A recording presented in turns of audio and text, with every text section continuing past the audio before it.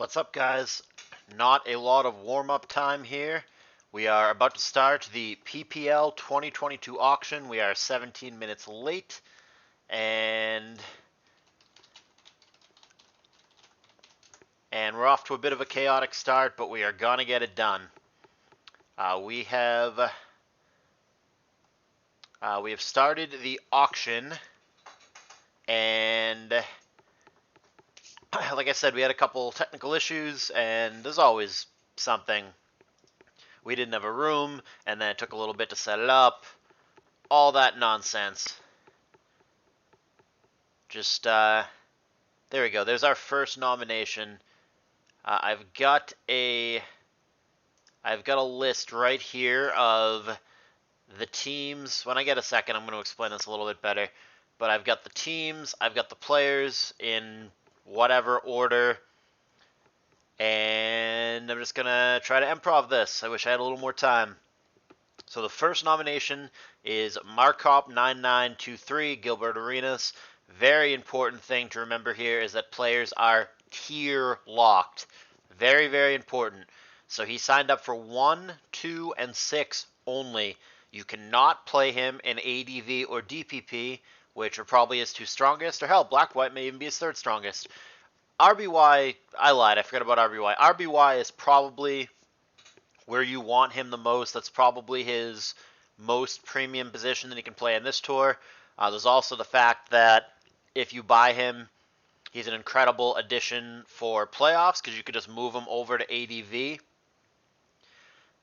So he is definitely one of the premier targets in this auction. There's also players like M-Dragon, Eden, Cyber Odin. The ADV, as usual with Pokemon Perfect, is really good and really deep.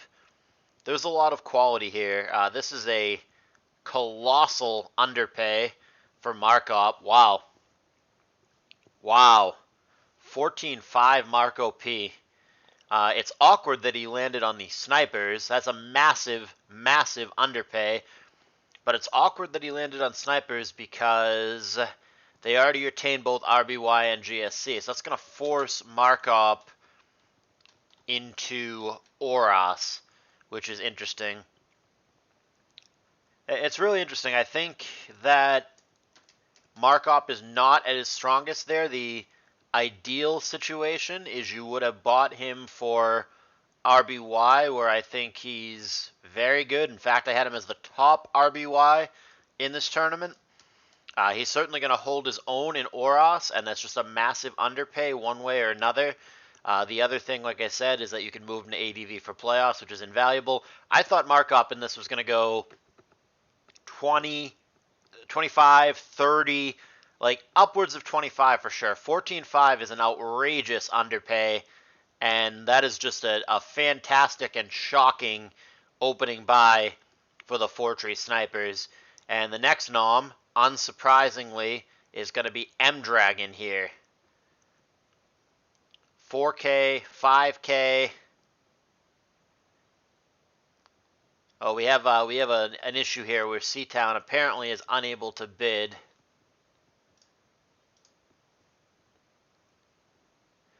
And I appreciate both Rage and TDR helping out in a huge way here.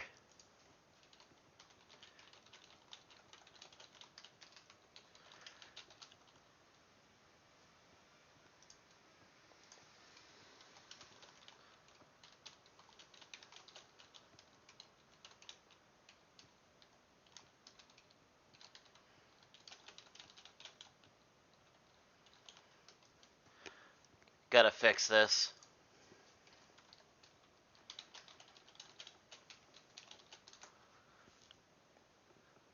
C-Town, one of the managers, isn't able to bid.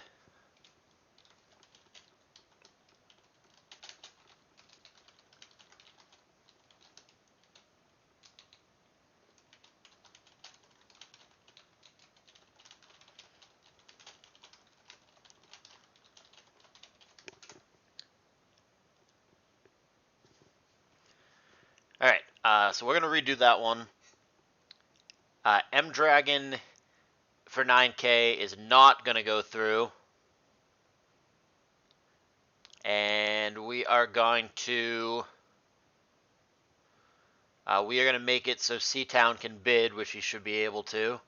That's obviously a huge deal. We had him listed as Seatown with an O, whereas he spells it with a 0. Now I partially blame him because spelling it with a 0 is stupid. So if you're gonna have a stupid name, you get what you deserve. However, joking aside, he needs to be able to bid. So we're gonna back that up.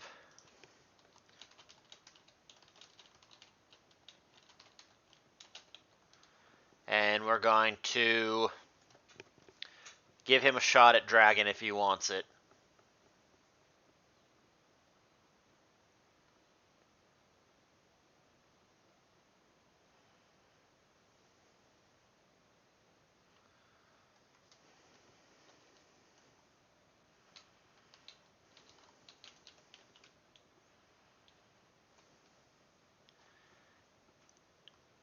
Did we resolve that? I think so. Alright, now we just have to fix the M-Dragon Nom. This is one of the reasons that doing these live is challenging because issues like this are obviously not the most entertaining content. But while they figure that out, let me take this. Man, there's always something. I don't have many opportunities.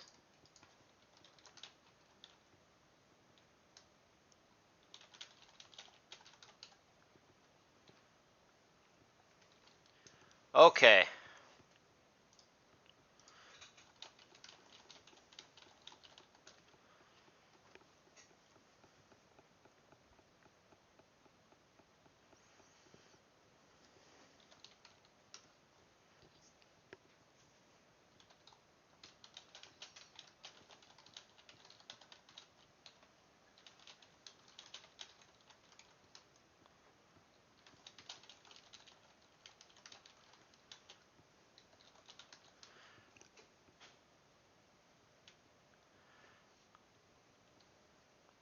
Alright, here we go. Alright, so let's talk about the format real quick. In the past with PPL, there had been 10 tiers, which is 1 through 5 twice. We've added Oros this year. It looks like there's only 6, but there's actually more than that. There are... What is going on?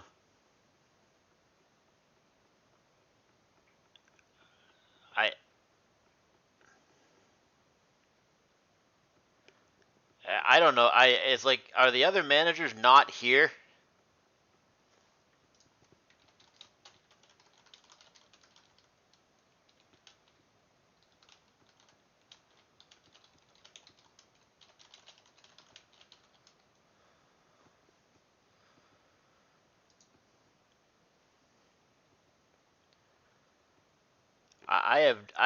Something just feels so wrong right now.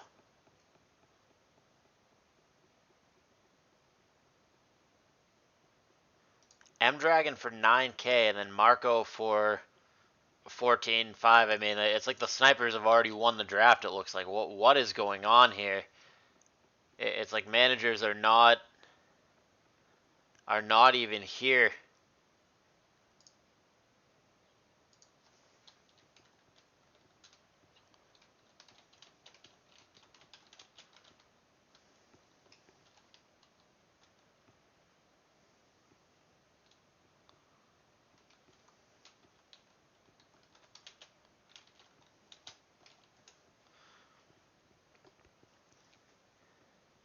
Okay, 9K M-Dragon for the third time.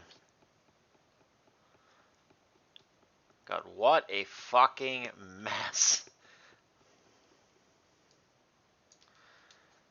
I'm sorry, guys. This was not the plan. This is some chaotic nonsense here.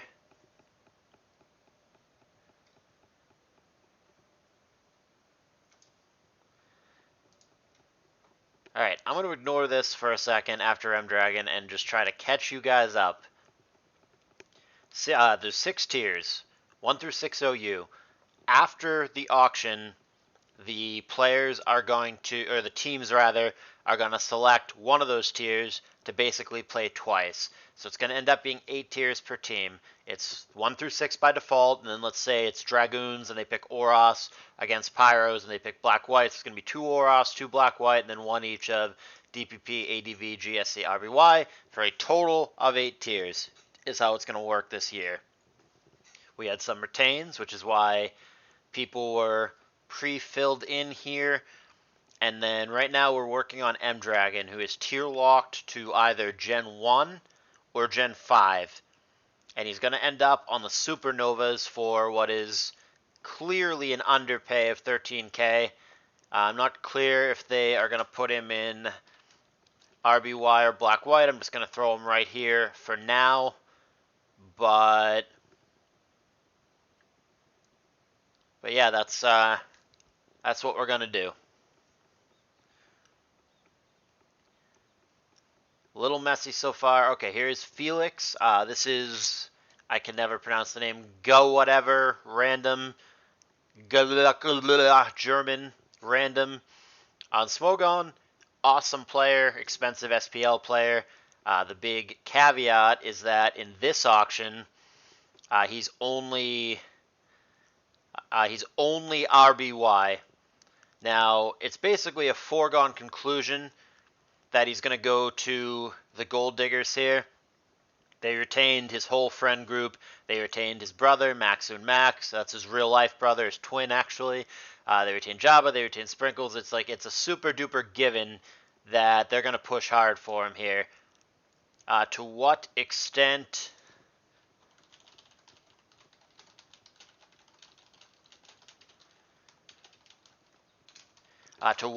other teams want to upbid them, knowing that it's just so obvious that he's going to go there, is up to them. They really would pay just like any price. I think you could upbid him to like 17 or 18 or just go through the moon here, and they will pay it. But I'd be shocked if he went anywhere whatsoever other than the Gold Diggers.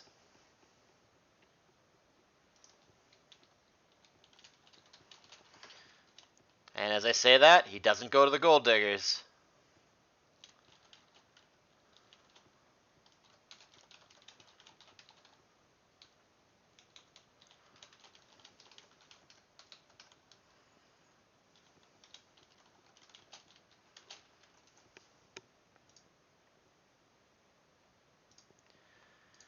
Okay, very surprised that he didn't go there.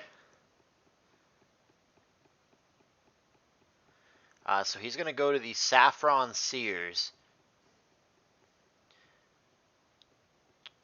Man, more drama. This is a weird one.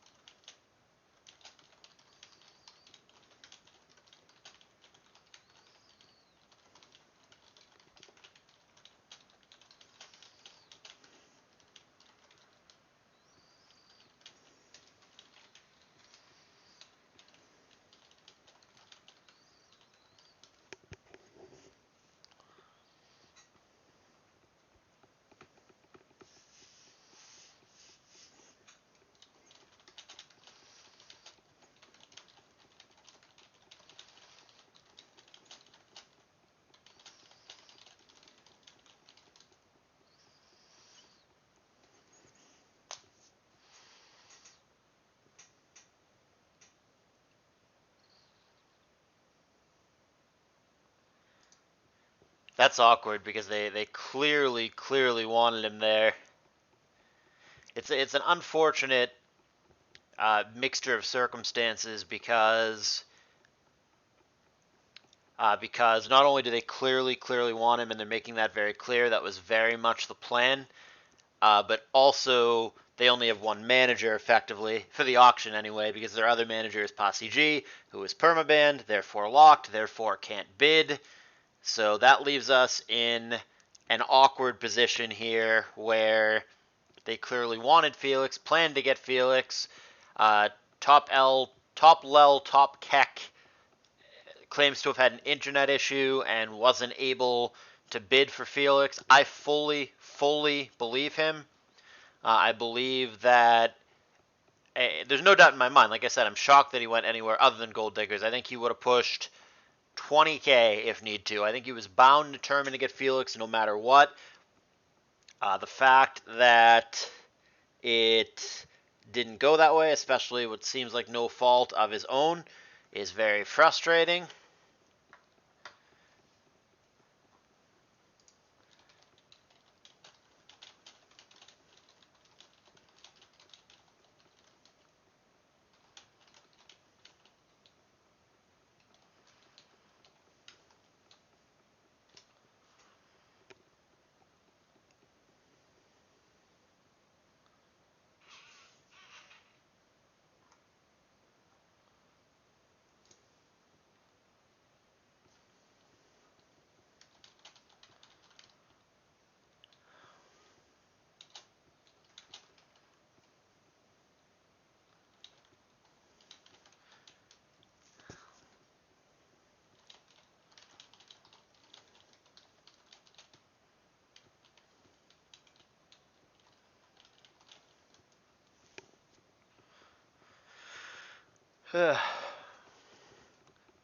Alright, need to wait on TLTK.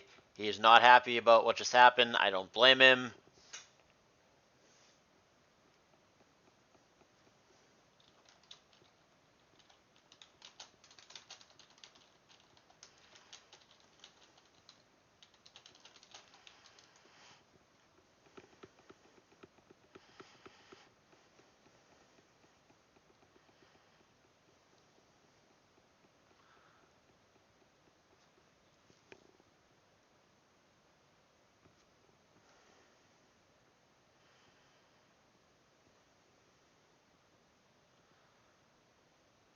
Just waiting. Hoping this gets a little smoother as we go.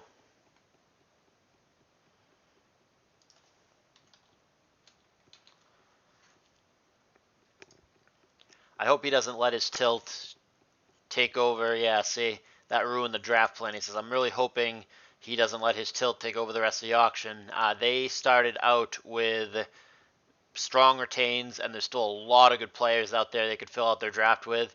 If he can just refocus, I think they have a great shot to do well. So here comes Ebola, which is going to be basically the replacement for Felix, who is clearly their intended RBY player. And I think that's a fine replacement. In fact, I think Ebola is probably better than Felix at RBY, even if he's not the brother of Max and very close friends with other people on the team, such as Posse G. So I think this is a great bounce back if they can land him here. I think Ebola would be a great replacement for that slot. I've got him as the best RBY available, second best overall under Marco P, in my opinion, but Marco is going to be playing Oros for the Snipers. 6K Ebola here. Wow. Wow, big underpay. Moss Deep Supernovas are going to pick him up. And overpay, says somebody. I not an opinion I share. Wild underpay. Now, granted, is he going to play all his matches? I don't know, but assuming that he cares and that he plays, he's going to quite clearly be worth more than that price.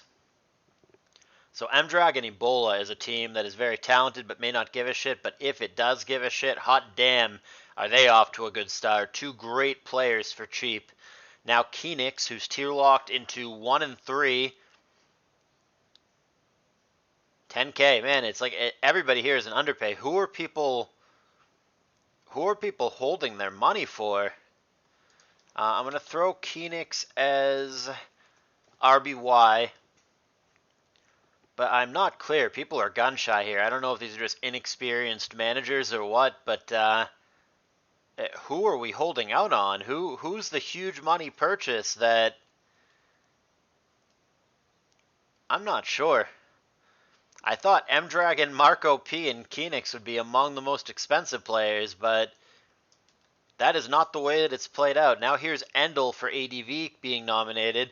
I have him atop the ADV list here, remembering that guys like Marco P and M-Dragon cannot play ADV until the playoffs.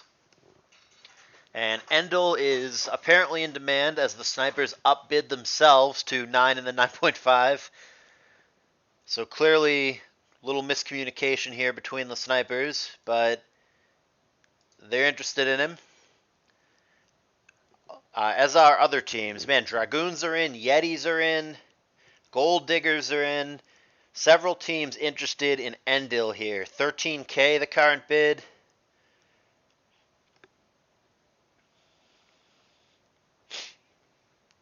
It'd be yet another underpay at this price, but this whole auction so far has been underpays and shocking prices.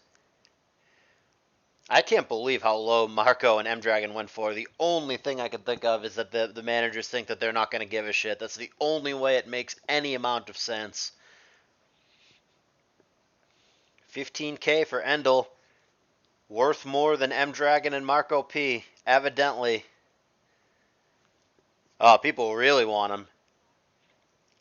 16.5 still going here. Multiple teams in the running. It seems to be Seers and Dragoons that have the deepest interest at this time. 17 for Dragoons. Dragoons right now have Phoenix, who they just bought. Whereas the Seers got that buy earlier. They got Felix, which was controversial. But yeah, Endel would be a fine addition to either of these teams. And neither one backing down. Are we going to see our first player cross the 20K barrier here? We sure are. Endil, 20K for the Seers. Is that going to be the magic price? Yes, 20K gets it done for the Seers. They are going to add Endil to the lineup alongside Felix, which is obviously a strong start. And Society dropping the overpay for, I assume, is someone that he's friends or friendly with. Okay, so now it is on the Seers, who just made that purchase, to now Nom. That's going to be Splash, the Brazilian Splash, because there's also the Canadian Splash. So it's Brazilian Splash and Nolorium here. And they're going to go to Odin, and they're going to immediately bump up Odin. The snipers are to 7, but it doesn't deter the other teams as they were hoping. Saki here, alongside Ruhr, is going to jump in for 8. Gold Digger's getting involved for 9. Is that where it ends? Nope, 9.5. Pyro's here with a sincere interest. Is it going to be sub 10K Odin? Not the most reliable scheduler, but talent-wise, he's clearly worth more than that. I thought that was going to drop, but there's last-minute snipers coming in for 10K Odin. Let's see. Get Endel out of here. I think there's a couple players in this, as you can see, that are better than Odin, but the ADV, as usual, is just so strong and so deep that you can make an argument for like anybody from like here up as being fine. But it is going to be the Pyros getting him for 10.5, so we'll get Odin out of here, and then the other tiers that he was in, we'll get him out of there as well. Pretty good price there for Odin for the Pyros, who could put him just about anywhere. I'm going to slot him by default into ADV, but that might change.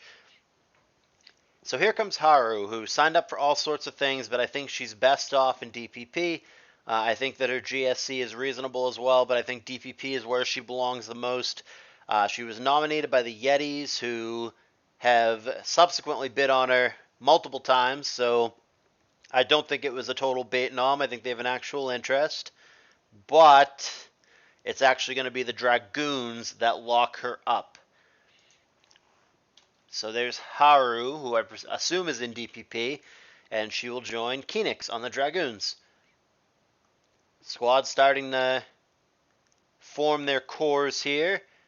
Just as important as how you round these things out, but yeah, good starts for a couple of these teams. I mean, good retains here. Felix Endel, good for the Seers. Ebola Dragon is really good for Supernovas if they give a shit. Marco, and then these two retains is very good. This is a good list of retains. Yeah, I mean, all the teams are off to a very fair start. So Mickmer is a very interesting one here. He had the best record in the entire tournament last year with an 8-1 performance, which is great. However, that was in RBY, and he's also known, as you guys know, as an ADV guy, but he didn't sign up for either of those.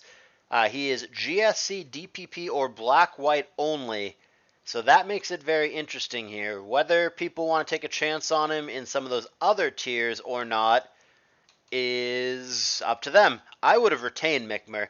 He was only 10K last year, so his retain would have been 13K. In their position, I would have retained him. But I don't know. It's like the bidding's slowing down already. Maybe he'll go for less than his retain price in auction. Is it going to be Gaku locking up Mickmer? Man, snipers are having a monster draft if they can land him here. Nope, last moment here. Seers are going to dip in. God, this still feels so low. Is he going to go for less than his retained price? I think Mickmer's DPP and black-white are both fine. I have no clue where he is in GSC. I assume it's also fine, but interesting now that Seers, which is the team that had his retain, are willing to bid what his retain price would have been. They're going to go for more? They're just going to get him? Yeah, they literally got him for his retain price, which feels poetic and appropriate. So he's either going to be black-white or DPP, unclear. I'm just going to go ahead and throw him, I guess, in DPP for now, but we'll see. That's a very talented team they're building there. Toy Teen, who is by far the latest sign-up, I let him in after sign-ups closed just because I thought that it was beneficial to the tour just to allow as many good players as possible.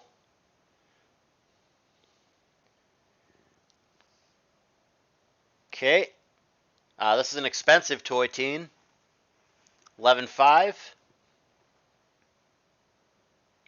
You heard it here first, guys. Toy Teen is Marco P is M-Dragon. Those M-Dragon and Marco prices were baffling to me. Aw, and my kitty Chester's coming to help with the auction. Hi, Chester. Do you think they should bid more? Oh no, I can't see the screen, buddy. You can't stand there. Who got Toy Teen? The snipers did. Okay. So that's going to be black-white. They've got a good squad. That's a talented team. Snipers definitely off to a good start here. Okay, so this guy, GLFG No 007, atrocious username, one of the worst. But this guy actually, even though he's not super familiar to me, he went 6-2 last year, which is very good. And then, yeah, and then they opted not to retain him for 10K, which I don't know is right or wrong. I'm not super familiar with the player, but his results last year in GSC were good. Is he going to go for under 10K? Yeti's dipping in. And the Dragoons, they seem to be the most interested team, the Dragoons.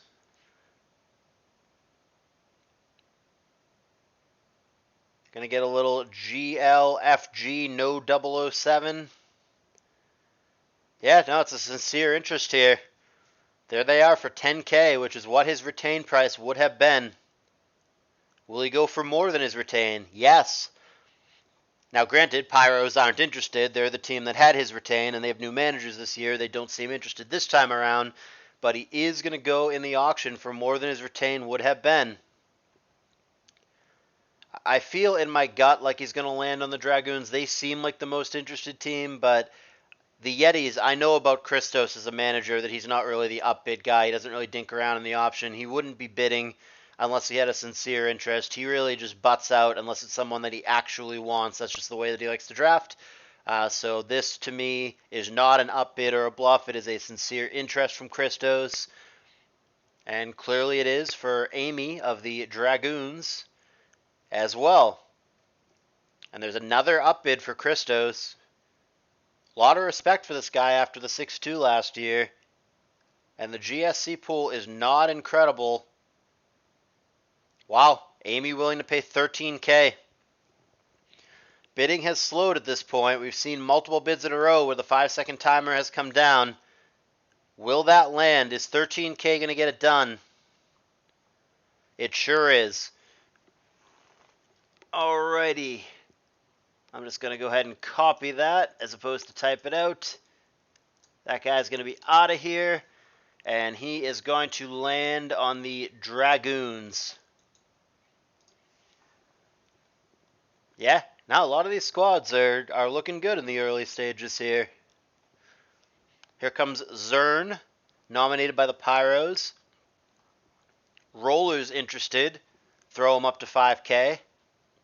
He signed up for just about everything. He's a versatile player here who could really help in a lot of roles. And versatility is very important because of the nature of the format where you're going to be playing a second kind of weird tier on any given week. You need guys that you can kind of flex around. And he signed up for everything, so this could be your guy. Kind of a solid all-rounder, jack-of-all-trades kind of player.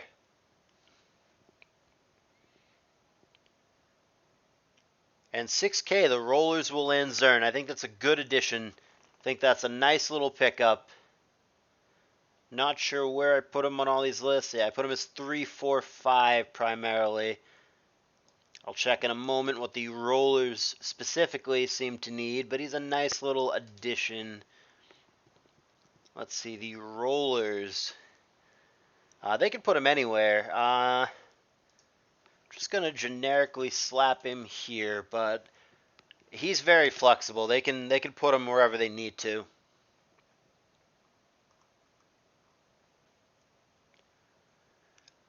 Alright, so now we wait on the Gold Diggers to nom.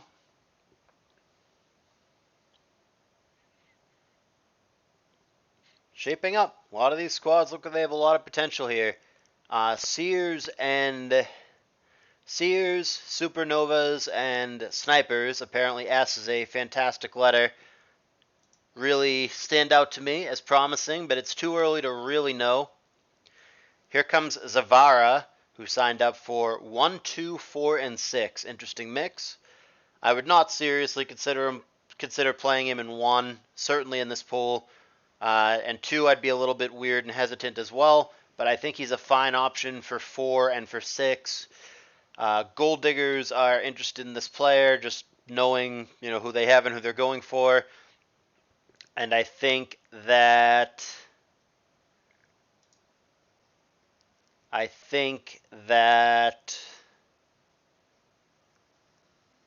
yeah, that's a good buy for the Snipers.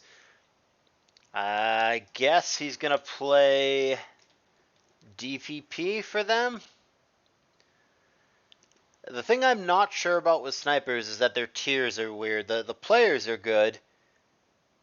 I don't know if Zavara and DPP was the plan or if Marco and Oros was the plan, but that's what we're looking at. Alternatively, Zavara could be like a second Oros if they opt to do it that way. I think that would be a fine strategy as well to kind of monopolize one of the weaker, more shallow pools and just go double strong Oros there and very likely have the advantage over other teams on a week-to-week basis. Mendez, I obviously missed the boat. I didn't even have this guy on my list. I don't know, not clear where he belongs, but this is obviously someone that I missed the boat if people are paying this amount of money. And he jumped up very quickly, too. So this one must simply be my own lack of knowledge, my own unfamiliarity. This is clearly a known commodity that people think is good. Yeah, he's one of the pricier guys in this auction. I guess I need to be paying attention to Mendez. I have no clue where I'm going to put him since I don't. I mean, he signed up for 3 through 6, but I just don't really know this guy. He was about to be a supernova, but Amy jumping in for the Dragoons, but so is Seatown with the Supernovas. Those seem to be. There were a couple other teams earlier on, but these are the two primary ones here. Dragoons and Novas really want him. There's going to be 18K for Mendez. It sure is. To the Supernovas. I'm going to assume he's not ADV. That's going to be M-Dragon Black White. So I guess by default we'll put Mendez here, but he could easily be their DPP as well. Here comes Eden, one of the stronger players and one of the premier targets in this auction. He signed up for only 456. You cannot play GSC or ADV Eden, but that really shouldn't deter people. I think that his 456 are all good. I think Eden is one of those players that's just really good at any tier that he sets his mind to. So let me just go ahead and get him out of here. I had him as the top Oros and Black White and DPP option available. Had him at the top of all of those lists. So big believer, big fan of Eden. And it seems to be the Rollers and the Dragoons in the mix here. And the Yetis tried to get a bid in there as well, but somebody else beat him to it. 17 the going price?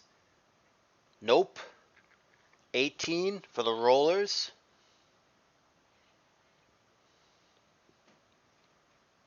18.5. I'm not surprised. I thought that he'd be one of the premium targets. I'm just surprised that Marco and M-Dragon went so low, but I am not surprised that Eden is going this high, and deservedly so. 19K. Does that get it done? It sure does. Rollers are going to pick up Eden here. And it's not clear what they need. So again, I'm going to just generically throw them here. And I'll probably move players around on every team based on who they pick up later on.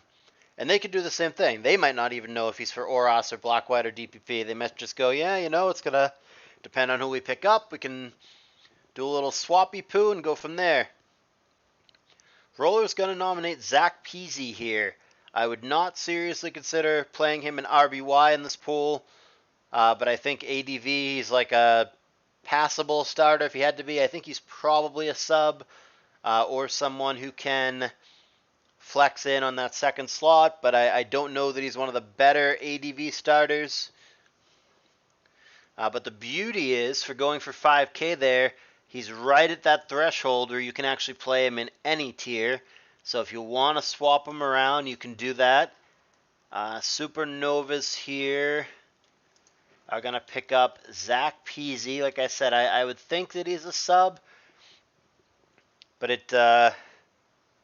it's possible that he's actually their starter. So here's Amir for the Rollers. This guy is one of the better Oros options available. He's got a strong personality is the way that I'm going to opt toward this. So maybe not every team wants to deal with that, but he's very passionate about the game.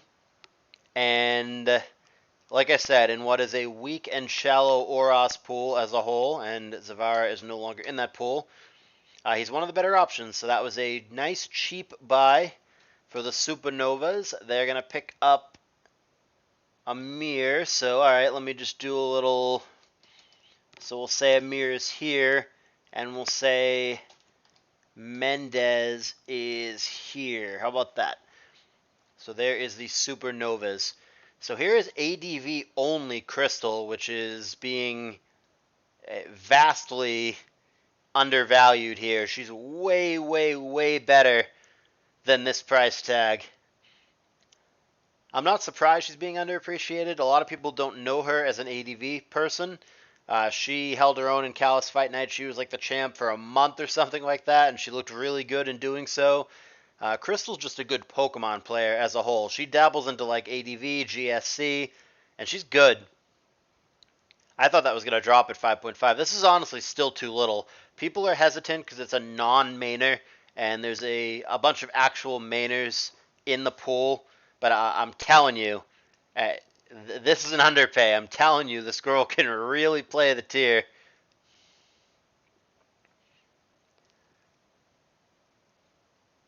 Christos getting in there. Just going to go ahead and get her off the list. She signed up for only ADV. So until playoffs, it's going to be all she can do. And multiple teams are interested here. It's the Dragoons, the Yetis, and the Snipers all pushing.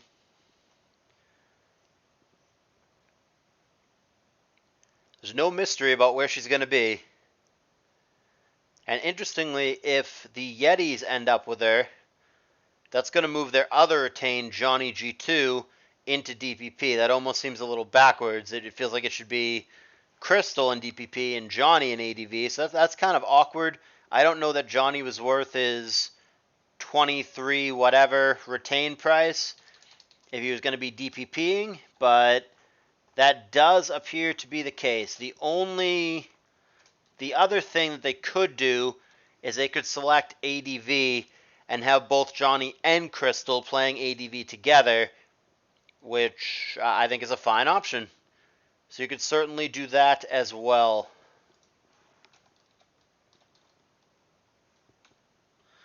There we go. Quarante 8.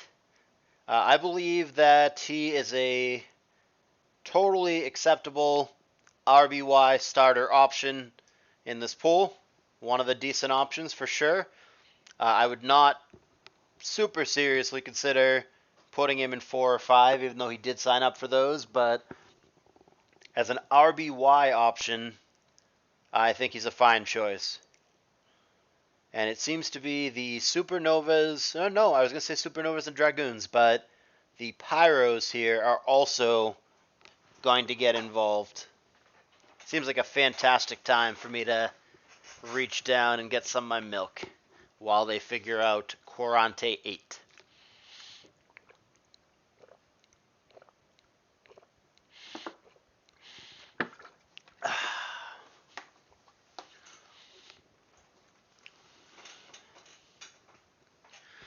$10.5 is where we are. Pyros, I think, only have Odin, right? So they can put him wherever. Surprised the Dragoons are pushing as hard as they are. He's not as good outside of RBY. Christo's going to come in now. I believe they need RBY. They sure do. And of course, Pyros here, who need almost everything. They only have Odin. Will 12K get it done? It will. He'll go to the Pyros, and he'll join Cyber Odin. Alright. Go ahead and get him off the list here. And now we wait for the Gold Diggers. They actually haven't bought anybody yet. Their plan was to buy Felix, and that didn't work out with a little controversy there. So we wait. Wonder what the plan is for them. Give them a minute here. So they still have all their retains that they started out with.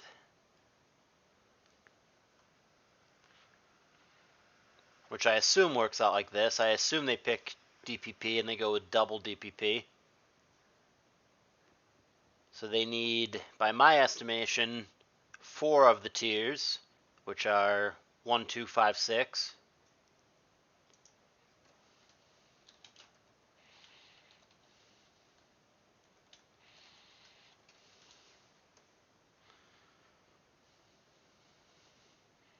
Just checking that he's with us.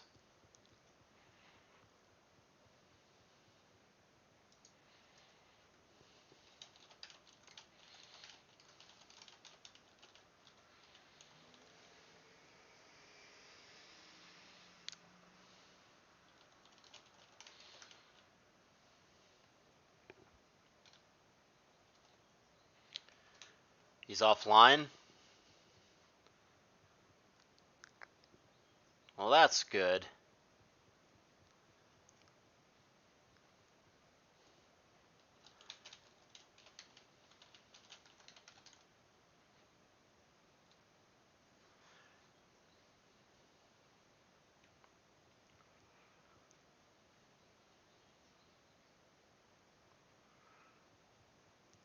Apparently one of our managers isn't here. How long ago...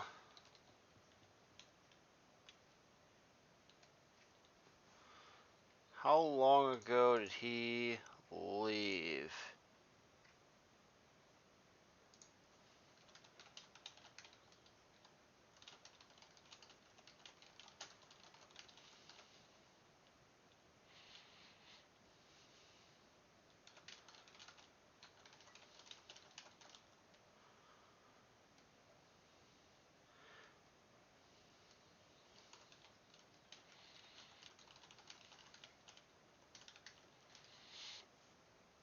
Man, Jabba may have to... God, Jabba may have to come in and bid at this point, which is real bad.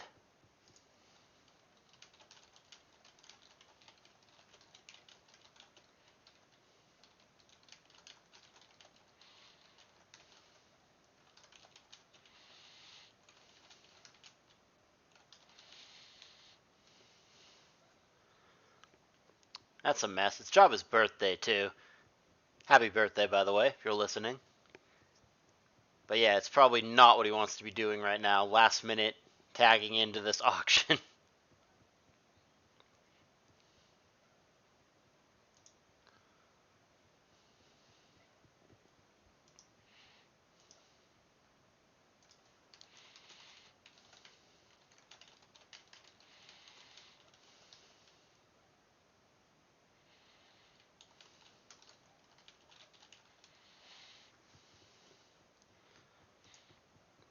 That's unfortunate.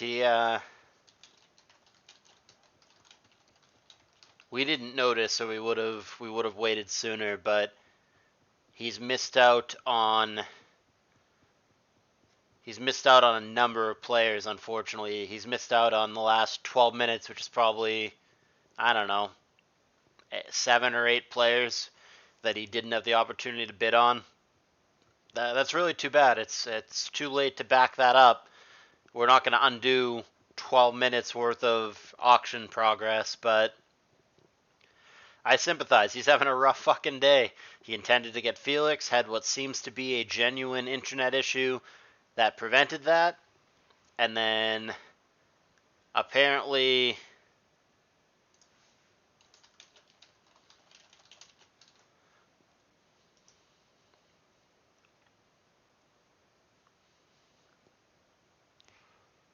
isn't loading from mobile. Ah.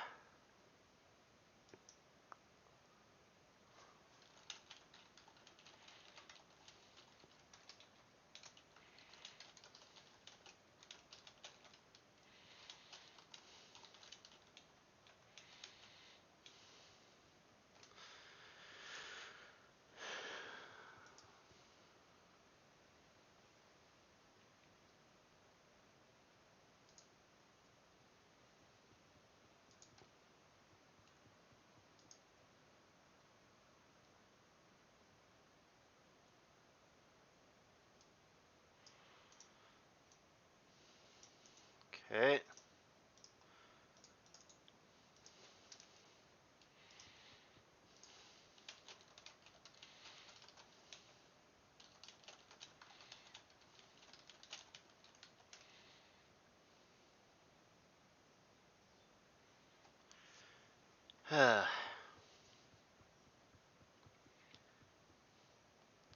We are working on getting them back here.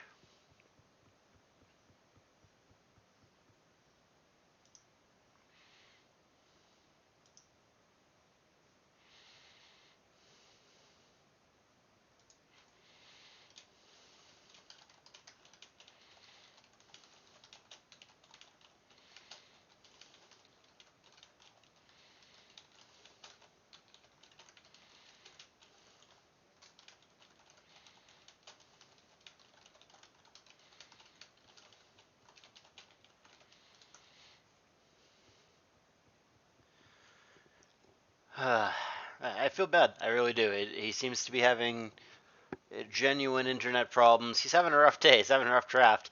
Didn't get Felix due to what seems like a genuine internet problem, and hasn't been able to bid for the last 12. I mean, it's got to be closer to like 15 minutes now.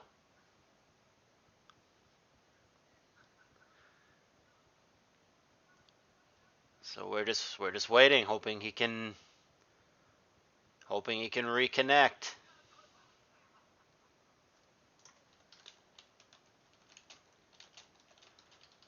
Let me find.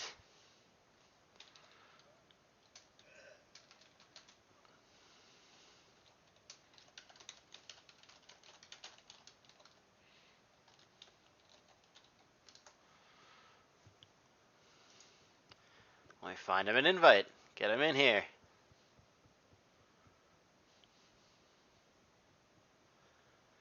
He's back.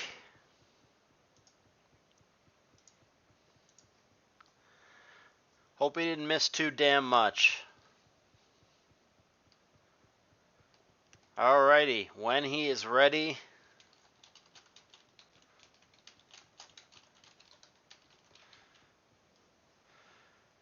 When he is ready, it is his turn to nom.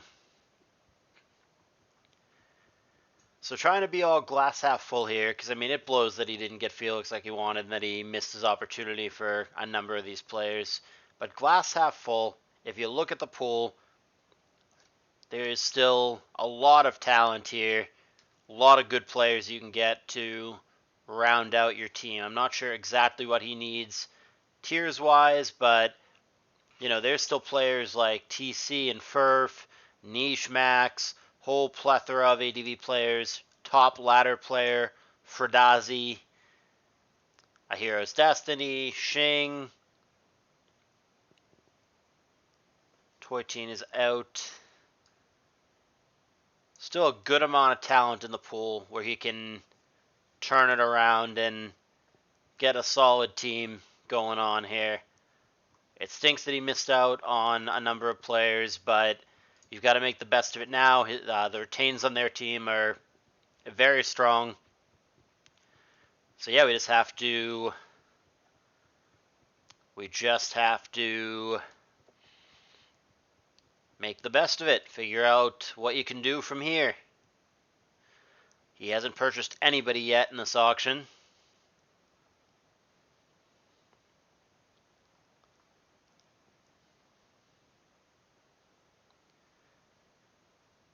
He's probably looking it over now and thinking, trying to figure out who he missed, who's still in the pool. It's a tough position. On his end, he's going over his list. That person's gone. That person's gone. Shit, what do I do? Let's go to plan C, plan D. There we go. And we have a nom. We have Seasons, who I'm not familiar with and didn't put down on my list. But we have Seasons for Oros,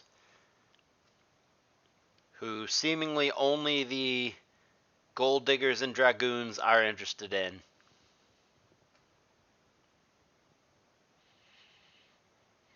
I lied. Snipers are interested. But it doesn't seem like a bluff. Top Lel, top Keck, not in the fucking mood to play the auction game.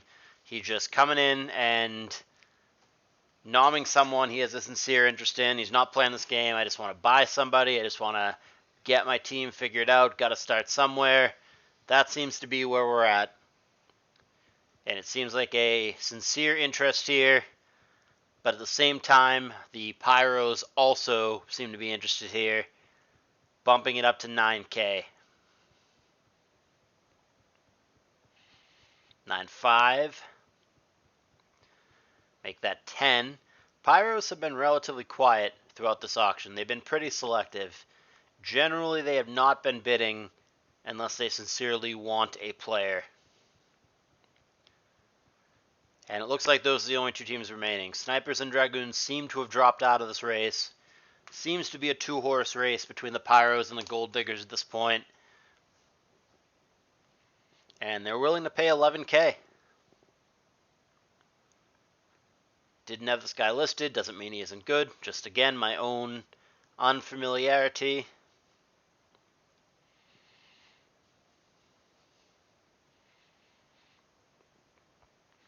$11.5 for the Gold Diggers. Pyros say 12, which Amy says is an overpay. 12.5. Can't imagine it goes too much more than this. We've slowed down considerably, and he does end up on the Gold Diggers after all that. All right. So the Gold Diggers are going to pick up Seasons, who only signed up for Oros, so clearly he's going to be their Oros starter. And it is now on the Pyros to figure out a nom. Thunder Zebra. He signed up for RBY and Black White. I would not play him in Black White. I didn't even bother listing him here, but I do think he's the best RBY still available. And we'll see if the other managers feel the same way. This again appears to be a two-horse race between the Dragoons and the Gold Diggers, which the Dragoons have bid multiple times on just RBY guys, so they must be planning on ADV Kenix rather than RBY Kenix. Otherwise, they wouldn't just keep pushing for these RBY players. But it does appear to be TLTK again making the push. 10K for TC. Christos coming in. Like I said, he's the kind of manager that doesn't bid just to bid. He's not trying to mess with the other managers or upbid or any of that. If he's bidding, he's sincerely interested. Will that land? It will. The Yetis are going to pick up TC for what is an underpay for his talent for sure. So that was a very good buy. Let's put him in all caps. That's how he does it. That's how I'll do it. Thunder Zebra. All caps. Is going to end up there for the Yetis. But man, what an awkward... A lot of people having some fucking issues here. Amy DC'd there, and then TLTK with the lag. I'm going to be honest with you. I mean, not that I could really hide it, but this is one of the least smooth auctions that I've ever been a part of. This is one of the messiest ones that I've seen. And Melanie there almost drops for 3K as they quickly move on.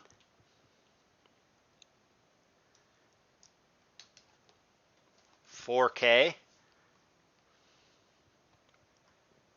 But yeah, TC to the Yetis there was a good purchase.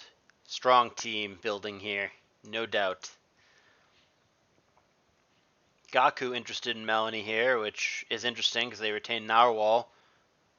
So Melanie would either be a sub or they would pick RBY as their secondary tier, and they would go for Narwhal plus Melanie, which is totally respectable. But yeah, like I said, Amy keeps pushing for RBY players, so they must be planning on ADV Kenix. It's the only way that it makes sense that they keep pushing for all those RBYs. So I'm going to go ahead and move him up here, and I'm going to assume that Melanie is RBYing and Kenix is ADVing. So now Furf comes down, also a good RBY option. In fact, I have him as the best remaining RBY option. We have Rollers and Gold Diggers interested. Snipers dipped in briefly, but dipped out. They don't really need an RBY unless they're planning on doubling up on the tier. TLTK, 7.5. Let's see. Let's check on these teams. So the Gold Diggers certainly need RBY. And then I don't know what the Dragoons are doing bidding here. I guess they go Furf plus Melanie, and then they pick RBY. I'm not sure why Dragoons are bidding. And then the Sears, I don't know what they're doing either. They also double RBY. Felix is tier locked into RBY. It's got to be a double RBY push. I mean, Furf and Felix are both RBY only, so okay. That's clearly double RBY. They have both Felix and Furf. And Chester, hi buddy. No, don't step on the keyboard. Hi buddy. Chester wants to help. Come here. Hey big guy. Hey floofball. Chester's gonna help. Oh, what did I do? Chester, how could you do this? Alright. Felix and Furf. So double RBY for the Sears, clearly here. And a pretty damn strong double RBY. But it's very clear what their tier is going to be. So if I can type through Chester sitting on half my keyboard, we're just going to go ahead and mark that right there. So now the Yetis have to figure out what their game plan is. What do they need? Apparently they need Neomon, as they opt for a GSC push. Okay, is that just going to do it? Is it just 3K? I guess it is. That feels like an underpay to me. But it's going to be Neomon. This is way harder to do with just one hand, as it turns out. Try to type out Neomon. That does not help me type Neomon, big guy. There we go, Neomon with a kitty on the keyboard. Hi, bud. I know. Chester's bored of the auction. He wants me to play with him. But the auction's like not even half done, buddy. I need you to be patient. Not his strong point. Here comes Unknown Dragon with unnecessarily too many numbers. Unknown Dragon at 20,224. Of course. Duh. Chester, what are you eating? Give me that. 4.5K. And the Gold Diggers again pushing. They, I believe, still need RBY. Chester, you're killing me, buddy. I think I'm going to have to take you down. Ugh. We are eating paper. Fantastic.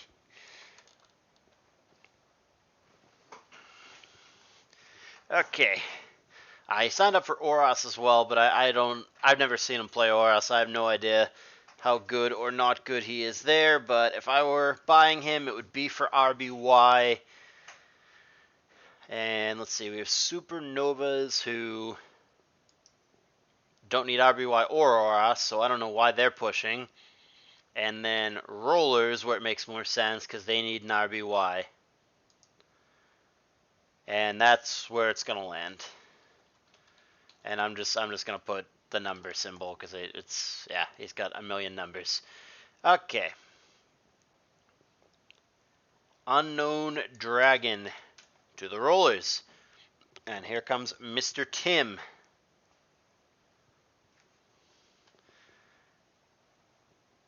He signed up for all sorts of stuff. I might have to take a quick break here and let Chester out of this room. He's getting Getting a little antsy in here. Let me just do that real quick. Hang tight, guys. Mr. Tim here. I know, Chester. Hold on, buddy. Come here.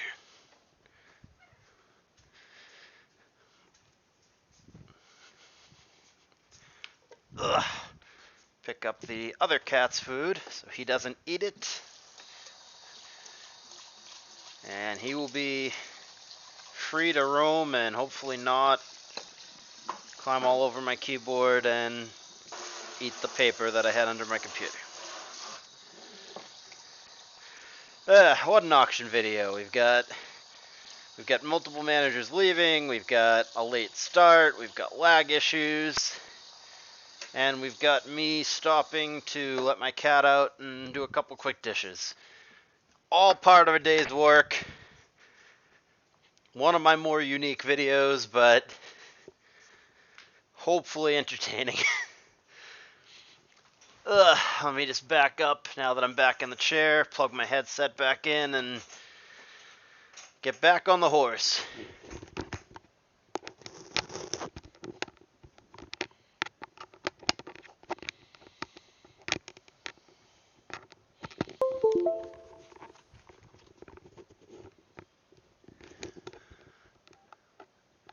Okay. Mr. Tim went to the Snipers. Okay. Everybody's favorite Russian, Mr. Timothy.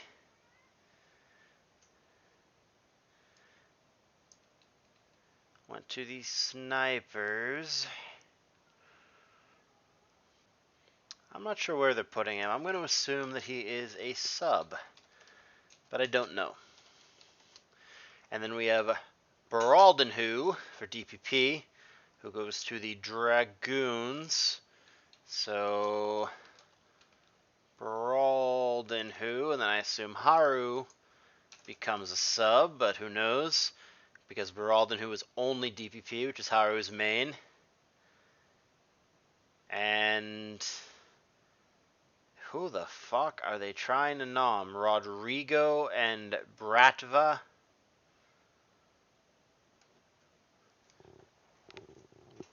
God, the irony of it. After I let him out, he's crying to get out of the room. He comes right back in here. How could he do this? I think he just wants attention, which, that's fair. I want to give him attention. Daddy's busy with a really crappy and chaotic auction video. Right, good boy. Pet parenting. Bratva ARD. I don't know this guy. But apparently the Dragoons and the Pyros do. Take this opportunity here to clean up my list. There's Baraldenhu. Get him out of here. Is everybody else still kicking? No, Mick has been gone for quite a while.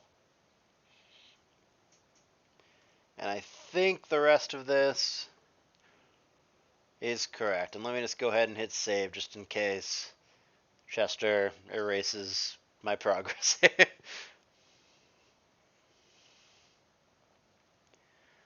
14.5 for the Pyros.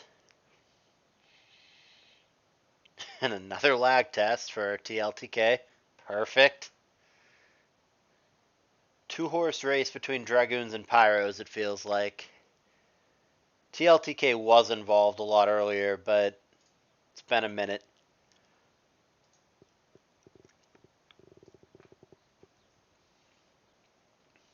Dragoons and Pyros. Oh no.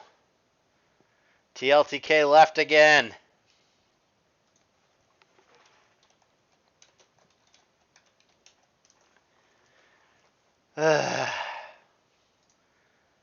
Oops, that's not what I meant to hit.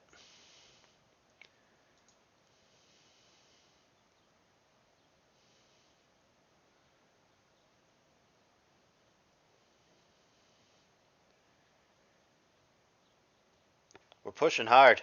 Oh, he outbids himself.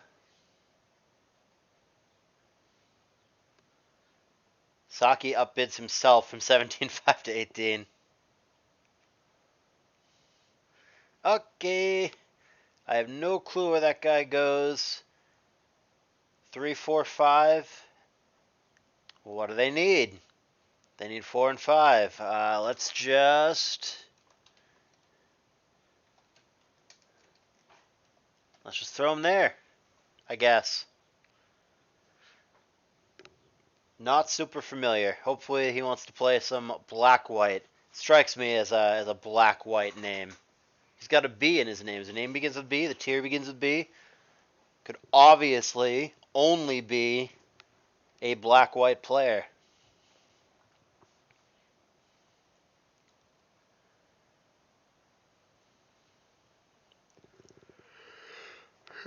Certainly one of the messiest and most chaotic auctions that I've been involved with. I've had a few of them that are pretty wild, but this one's up there. All right, here is Monet, who has signed up for everything but Oros, but I think Monet most belongs in black-white, and that is a thunderous push from 3.5 to 10K, and that apparently does not get the job done. Let me just go ahead and check this price list. Endil, the most expensive player. Fuck Markop and M-Dragon. We have Endil, Mendez, and Bratva. I can't believe we're only this far. God, this auction is not even... This auction's not even a third done. We're moving at a snail's pace. This shit is rough. This could take quite a bit longer than I wanted, so... Strap in, boys. Auction time.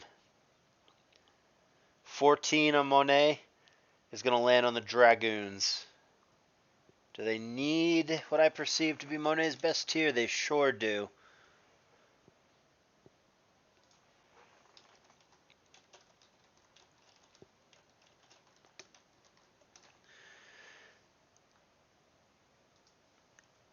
Alright, so there is Monet. And here comes Giraffe from Holland, which is snobbish giraffe, Pokemon Perfect giraffe, Calistor giraffe, whatever you want. It's Giraffe. And he's just going to be a quick 3K sub for the Supernovas. Giraffe. Uh-oh. Sorry, boys. Couldn't hold that one. I knew it was coming. Here comes Jonks for ADV Black-White. I think he's better in the latter, and I think the pool is worse. So I would look at Jonks as a Black-White option if I were in that spot. But we'll see. Did I fill in? Yes, Monet, but I did not take Monet, Mona Lisa, however the fuck you pronounce this. Did not take that off the list, so let me go ahead and do that. I don't even know if I put Monet down as anything other than, yeah, I put him at the bottom of ADV. He belongs in black-white. And so does Jonks. Okay, so Snipers and Supernovas are pushing here. Let's see, what do they need? Snipers, I guess, could play him in ADV. Yeah, I guess he's here. He's either here or a sub, I believe. Yeah, the Snipers have a weird team. Like, there's clearly talent here, but the tiers are awkward the way that it played out. I mean, you don't retain people to have them sit on the bench. That's dumb. So these guys are clearly going to be where they are. And then, yeah, I mean, that leaves Marco, because he only signed up with 126. That leaves him by default here. And then Toy Teen has to be here. So, yeah, everything just kind of falls into place. There's not a lot of flexibility there. Again, with the big caveat being, what is their double tier? I could see them going like double black white, having Junk's toy team, which is pretty good. We'll see what they decide to do with that. So here comes L numbers. More of a new gen guy, but probably a fine Oros option. Signed up for ADV Black White Oros. I'm going to be honest with you, I have no clue how good he is at ADV or Black White, but I would assume that he's a decent Oros option. And apparently he's going to be a pretty cheap option. There's a 5K L numbers for the Gold Diggers. It's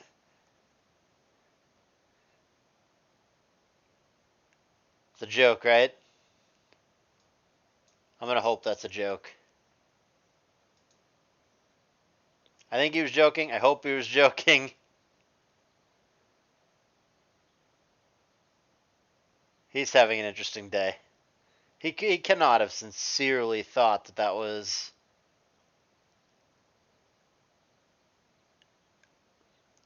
I don't know what's going on, but I assume he's going to black white for them. So there's L numbers who may end up being a sub. We'll see.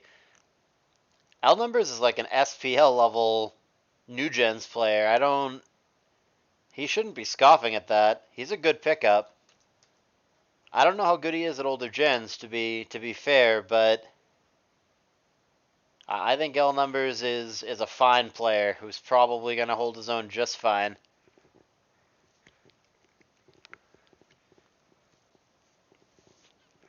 Okay, here comes Nail, whatever, 222, RBY GSC, which is really just GSC. He's decent, kind of an up-and-comer. I think he was one of the play-in players for GSC Invitational. I think this guy's decent. Certainly by PPL standards, I think he's totally fine. I'm sure he'll hold his own. Cutting some guys here. There's some ADV power left in the pool, but don't know if these managers are as in tune with the ADV community as someone like myself. There's L numbers, there's Jonks. Dragoons get nail. Okay.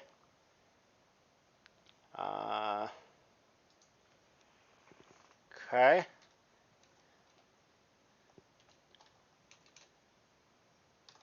Are they going double GSC?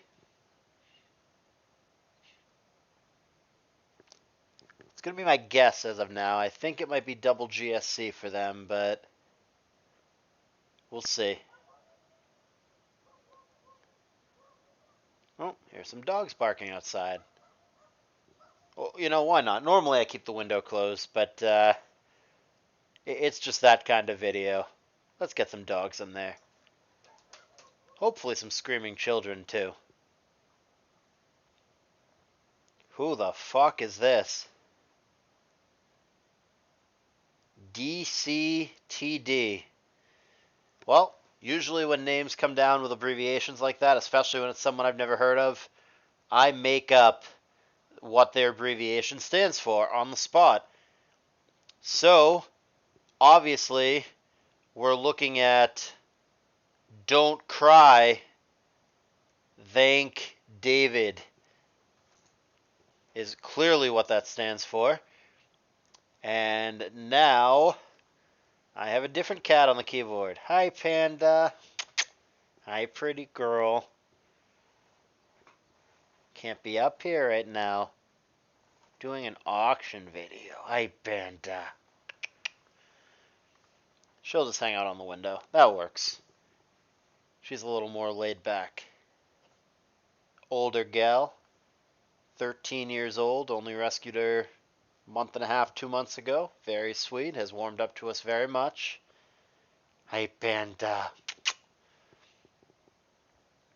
But Don't Cry, Thank David is gonna be with the Pyros. Don't Cry, Thank David. What does he play? DPP Black White for the Pyros. Well, because I am super familiar with Bravta, who obviously is a black-white player. I guess this guy must be DPP. Suppose it's possible these guys are interchangeable, but I got a feeling in my gut. Here's the configuration. Bravta and Don't Cry Thank David for DPP. Right, Chester? Alright, Blues Energy coming down. He's ADV only. Bit of a ladder villain, kind of a little bit of a hothead, but talented player without a doubt, and has been playing more side tours lately, which is lovely to see. Happy to have him here in PPL, and we'll see who's going to pick him up. Supernovas leading bidders, but Dragoons also interested. Not clear what they need. Let's see.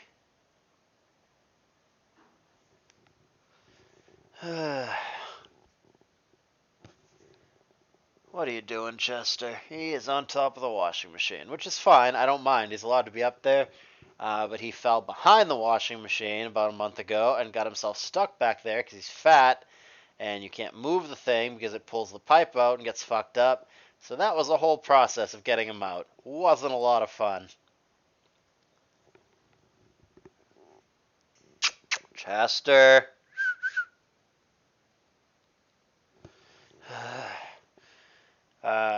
Supernovas pick up Blues Energy. Let's see. Okay, clearly they're starters. Zach will have to be a sub. There is Blues Energy, and then they have Zach and Giraffe, who are friends, and there's Zach right there. So there is Blues Energy, and it makes sense too. They're going to need some subs. M-Dragon, I think, is going to have some activity issues and so on and so forth. And we have more connection issues as Amy dips out. I think I'm going to title this, or at least put it in parentheses, the worst auction video that I have ever done. I'll title it PPL 2022 auction or whatever, but I'm going to make sure it is known that this is the worst auction video that I have ever done.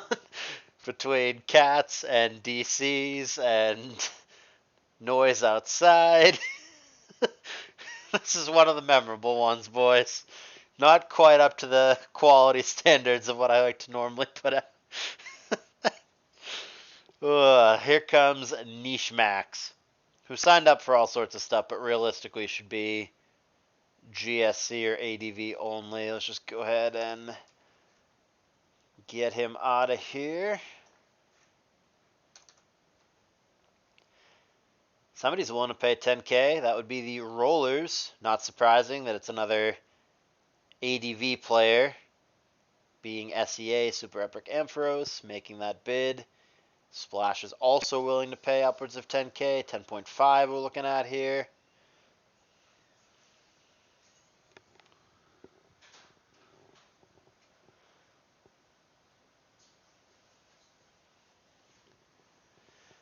Uh,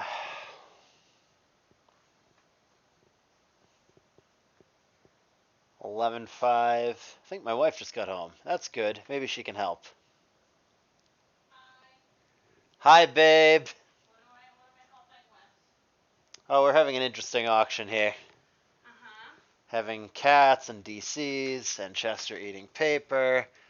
And we gotta let the other one out, and they're both crawling everywhere. It's one of those auctions. And Panda got in here how? I let her in because Chester wanted to get out. This is a unique auction video, guys. We're gonna have some fun. Goldenrod Rollers picking up Niche Max. What do they need? They need... Where the hell are the rollers? GSC. Alternatively, it could be Jester GSC, and yeah, we could do this either way.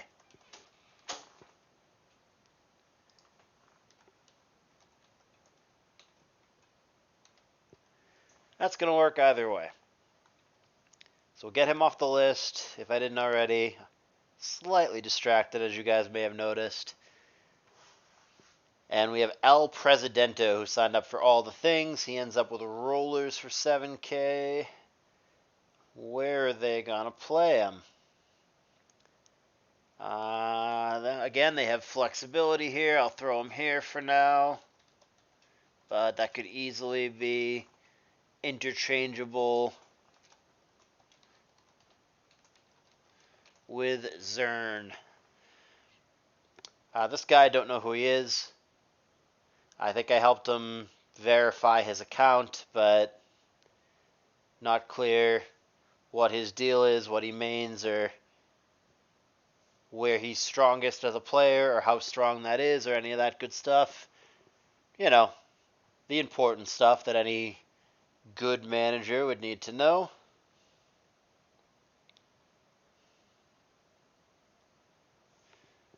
And he's going to end up with the Dragoons, which needs black, white, and Oros. So I guess, since they only need Oros, I guess maybe he's here and or a sub? Question mark. Okay, here comes Igor, who I think is a good GSC sub, little flexible guy here that can fill in for the second slot and be a good player as needed in that position. Wow, overpay at 4K, says Amy. 4.5 overpay. Ooh, he won't be able to flex around out of his normal tiers after 5. And yeah, he does go over 5. 5.5 and 6 now.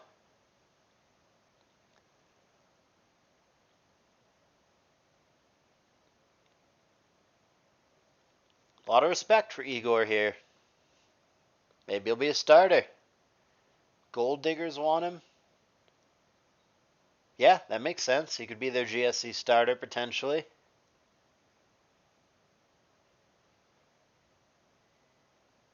And the Pyro's also interested. They have been not bidding unless they actually want a player, so I assume it is sincere.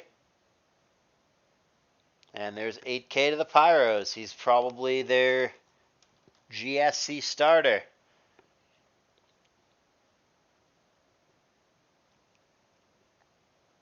People seem to be having lots of fun with this one. I sure am.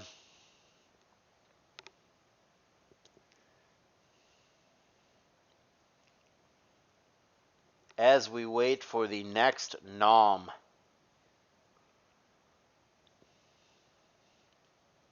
Which is the Yetis, the defending champion Yetis. Uncle Jack, a fine ADV option. Let's take a look at the Yetis here.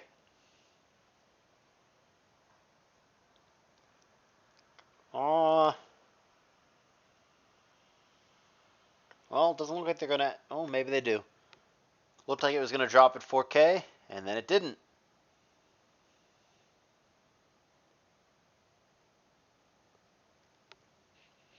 Okay, he's going way higher.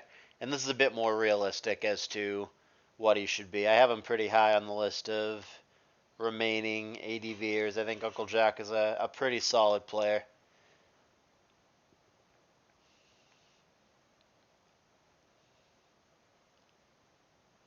And he's going to be a Pyro. Alright, let's see. Well, it depends on where they want to put Odin. I, of course, don't remember what these guys signed up for. But it could be like... Could be like that. And then...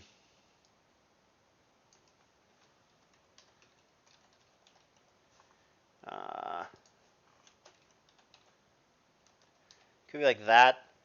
It also could be that they've already figured out their double tier and they're going to go like Uncle Jack plus Odin in ADV or something to that effect.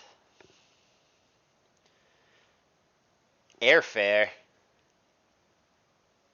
Okay. I don't think I put him down. I think I have airports. but not airfare.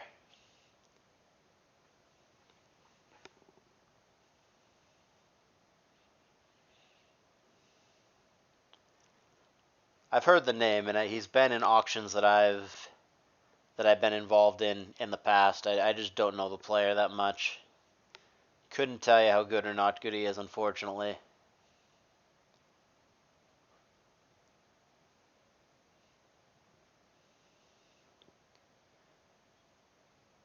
Signed up for 2-3-5-6, but again, don't really know where among those he belongs.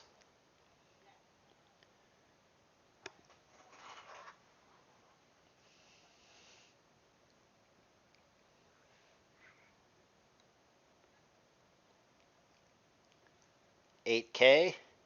Somebody thinks it's an overpay. It's hard for me to comment when I don't know the player very well. I really don't have an opinion one way or another. I couldn't really tell you if it's an overpay or not, but apparently some people think it is. And apparently the Yetis think that it's not. They're willing to drop 9K here on 9K here on airfare. What did he sign up for? What do they even need? 2-3-5-6. Why are the Yetis bidding? I guess as an Oros player.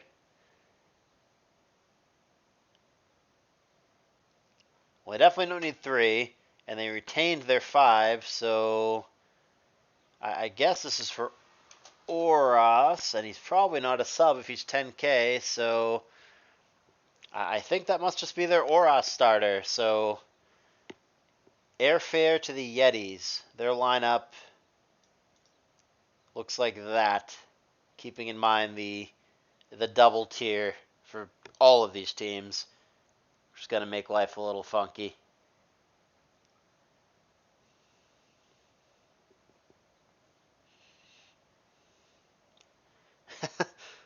Of course, now airports coming down after airfare. This player I know, and he's ADV only, as you see. Get him off the list and see who wants airports. Who needs ADV still? Looks like every team has. Yeah, every team has an ADV player, it looks like, but this could be a sub, this could be a second ADV slot, this could potentially free up someone who I currently have listed in ADV to play something else. Gold Diggers seem to want him. Sears. Why are the Sears bidding? Sears bidding is weird. Is he just Endel's backup, or are they going double ADV with Endel airports? Okay.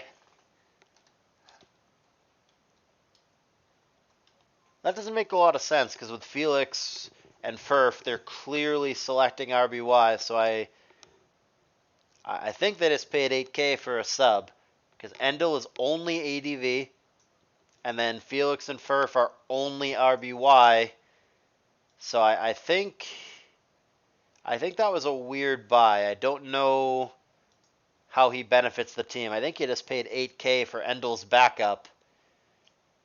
Now, granted, if another team picks ADV, you clearly put airports in there. So, I don't think he has zero use, but I think it was a weird buy.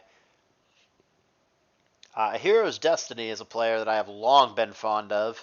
Teammate of mine on my very first SPL, and someone I've had on multiple side tour teams since then. He used to sign up for 3-4-5. Now he's signed up for 4-5-6. I think he's fine at any tier that he plays, but I think his best tier by a good margin, I don't know if he would agree with this or not, but I think his best tier by a good margin is black-white, and I think he's a fine starter in this tournament in that tier. So let's see. There's quite a few teams interested, actually. We have the Dragoons, the Yetis, and the Sears all pushing for it. 15K for the Snipers. Not fucking around. That's a big bid. And we're getting LOLs and WOWs, but I don't think it's a bad bid. I think he will go quite positive if you start him in black-white. There you go. And he's going to land on the snipers.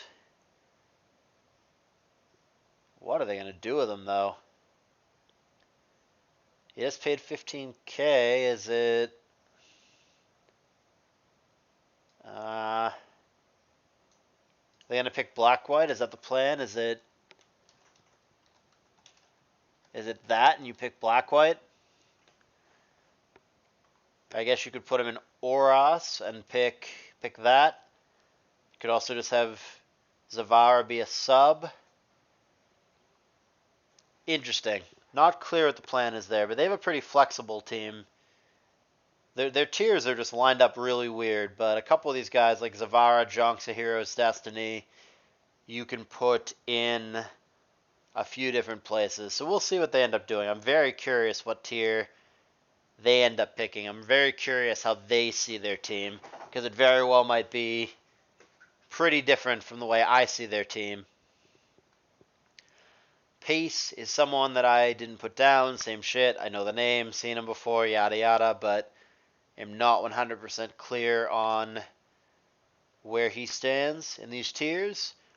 I know that I would not buy him for ADV given the strength and depth of the pool. That is, as usual, Pokemon Perfect Tournaments, the strongest and deepest pool. As for Black, White, and Oros, I have no idea, but people think he's worth at least 7K, it seems, to have him either as one of those slots or as a nice flexible substitute.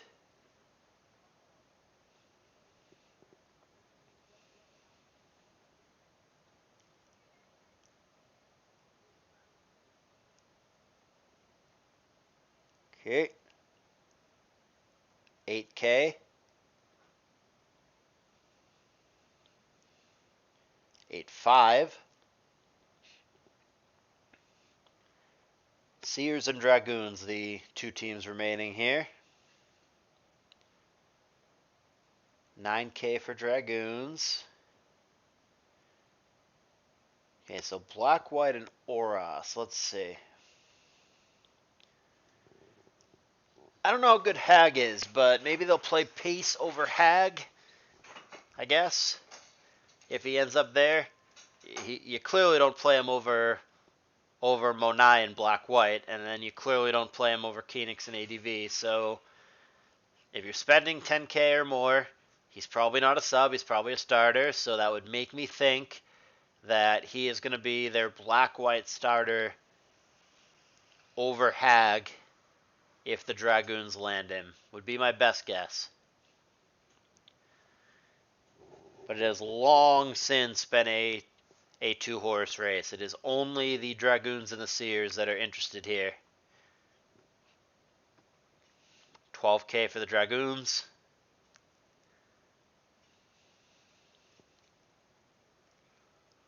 Is that going to finally land him?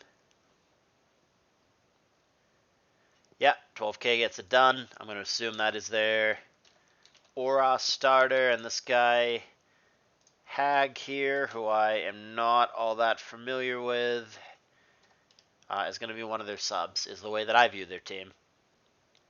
But again, it really depends on what they pick as their second tier and what other teams pick. Chile Habaneros. Chiles Habaneros. Chiles Habaneros. I'm never going to pronounce it correctly, but he's a good GSC player. And he's GSC only too, so there's no tier confusion here. Going to be somebody's GSC player, simple as that, and almost certainly going to be a starter. And getting the love and respect from the managers. We're at 13K and counting. Make that 14K from the Novas. Is that going to land him? Nope. Not even close. Gold Diggers and Supernovas still involved. Big fan of Chiles Habaneros. Man, guys getting love. 17.5, 18K. It's a big push late in the auction. You heard it here, guys. Chiles Habaneros. Better than Marco P. Better than M Dragon. One of the top 3 overall players in this auction. Is he going to be the most expensive player in this auction? Is it going to be Chiles Habaneros as the most expensive player in PPL? Is that what we're looking at here? What a world we live in, but that does appear to be the case. Chile Habaneros, which somebody had the option to retain and did not take for way, way less than this, is looking to be the most expensive player. I'm going to pull up the sheet real quick on my phone to see what the retain would have been. It's way, way, way less than this. I don't know the exact number, but I'm going to find it. But this is crazy. Crazy. Okay, let's see. Who had his retain? It would have been the Goldenrod Rollers. He cost 4.5K last year. He went 1-5 last year, and his retain for the Rollers would have been just 10K. He cost 4.5 last year and went 1-5.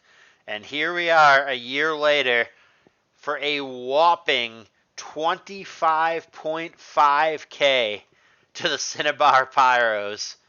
Holy macro.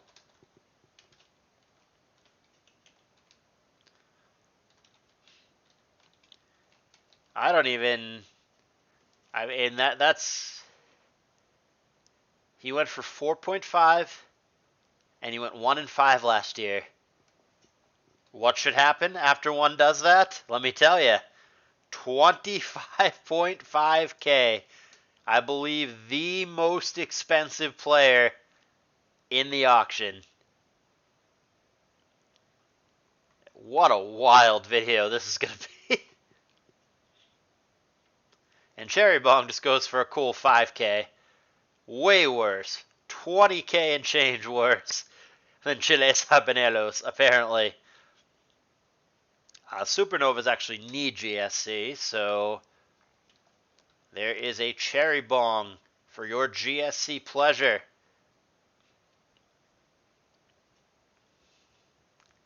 The managers seem to be having a good time with this auction, and that's good.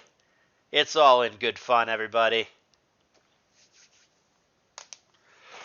I believe Cyber Odin and Leo are going to be playing for Callus Invitational play-ins any moment, and unfortunately this auction is not close enough to done. I'm not going to be able to catch that live, and I respect Callus Invitational too much to narrate that match live while doing this auction and just mishmash them all and be like, here guys, here's one video, the auction and the set.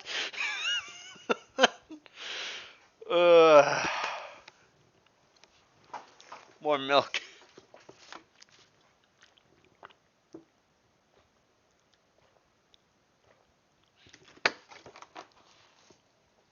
All right. Blessy Z, DPP or Black White, immediately up to 6K, and then up bid soon after to 7. Multiple teams involved. Dragoons, Novas, Diggers. Supernovas again. Dragoons. See if the Diggers stay involved or if they bail out.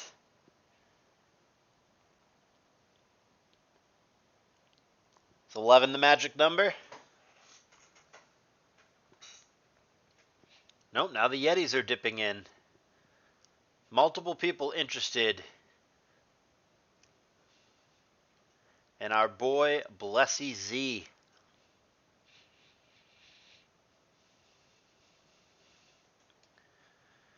And he's going to land on the Supernovas. Let me just go ahead and get him off the list. As well as El Presidento is out of here. Blessy Z. Where did he go? The Novas? I would think that he probably plays here. while M Dragon doesn't play, but he's certainly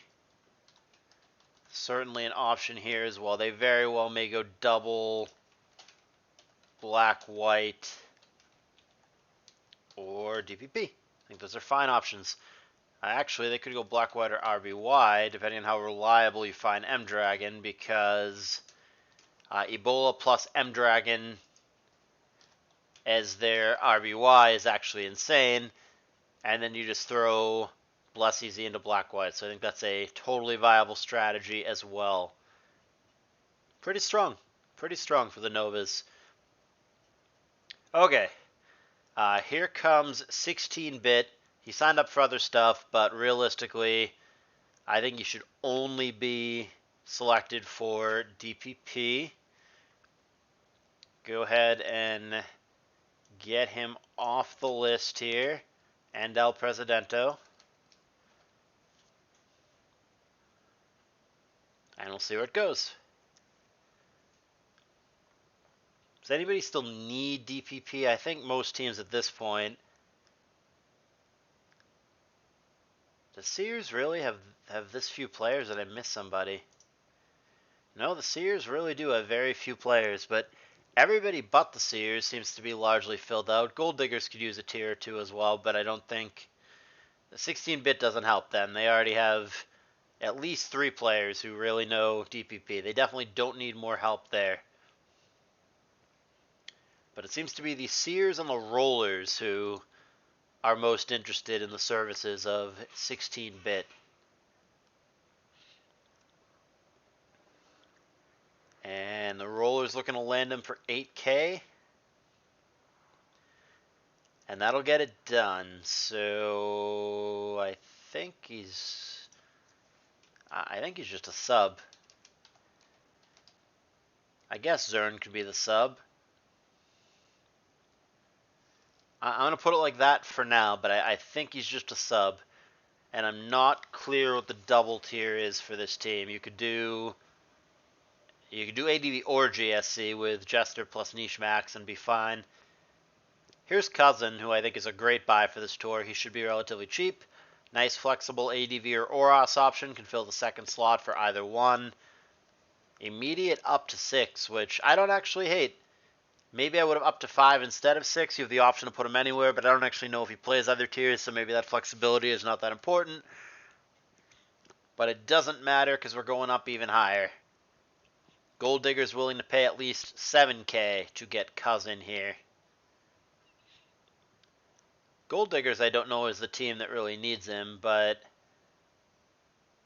okay, well, I think he's just a sub then, because they paid a lot of money for Seasons, and then between Sprinkles and Java they have ADV pretty covered, and Cousin isn't a player that you pick your double tier for, so I think he's going to be a sub. Here comes Lou, who just won the most recent ADV Open on Pokemon Perfect. Pretty solid player, sneaky solid player, kind of unknown, underrated, underappreciated, under the radar, all that good stuff, but sincerely talented. He signed up for all the things, it looks like, but I think ADV is where he belongs. But if he sincerely can play all of these tiers, or even, most of these tiers, half these tiers, then that flexibility is going to be wonderful for somebody. I put him down for ADV because I don't think I've ever seen him play any other tier. Maybe he's good. I don't know, but I definitely believe in him as an ADV player, and he's getting a lot of love here. I thought he was perhaps underappreciated or under the radar, but he's getting a lot of love here. 16K and counting for Lou. It's got to feel good. It's nice to be wanted.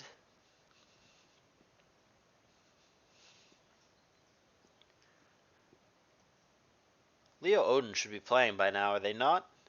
Hope they're not waiting on me.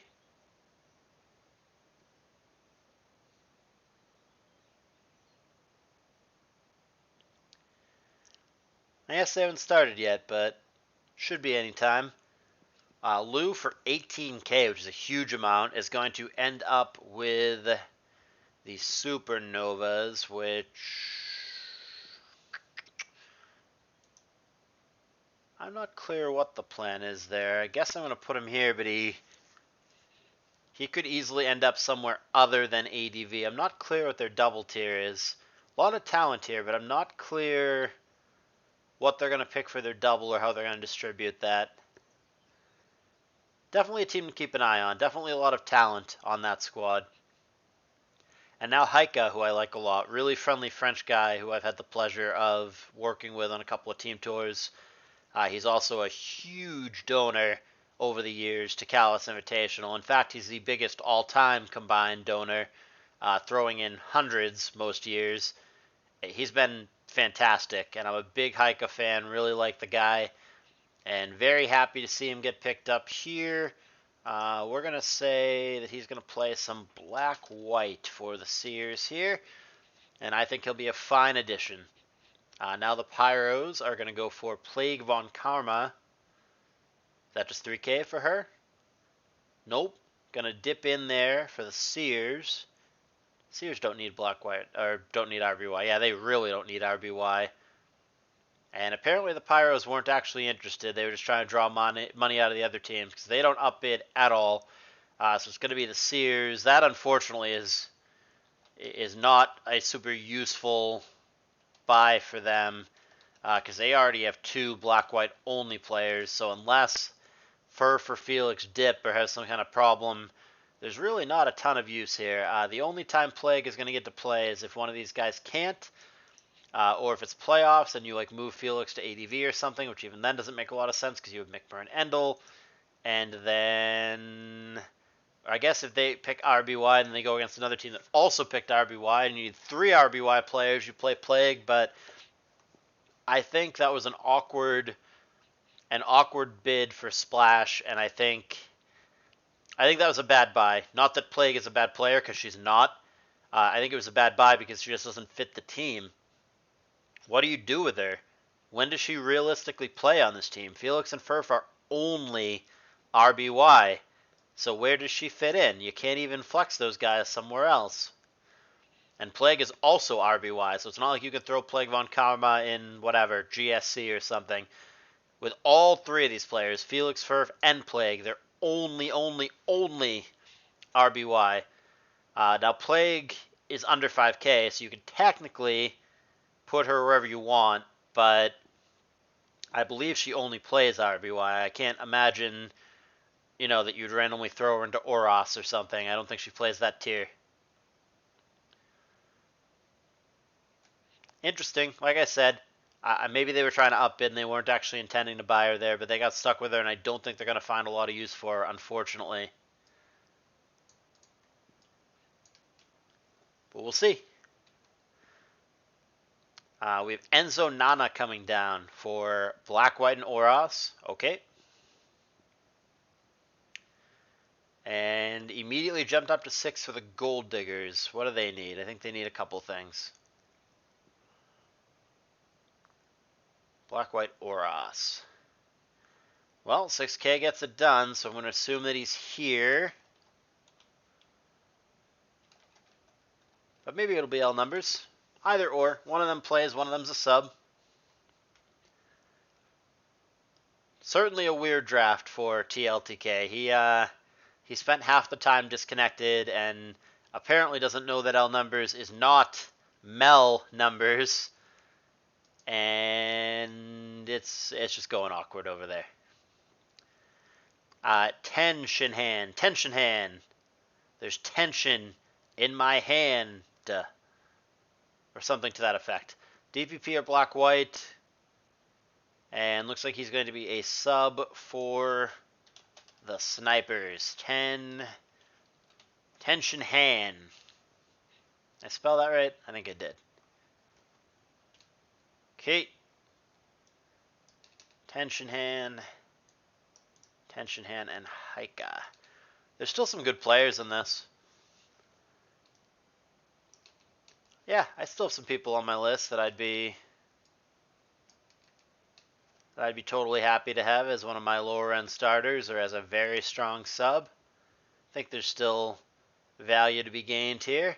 And there's one of them. Rampage Weber is a player that I'm pretty high on and think is pretty useful in these little side tours. I think he went like 5-3 or 6-2 or something last year. I want to say 5-3.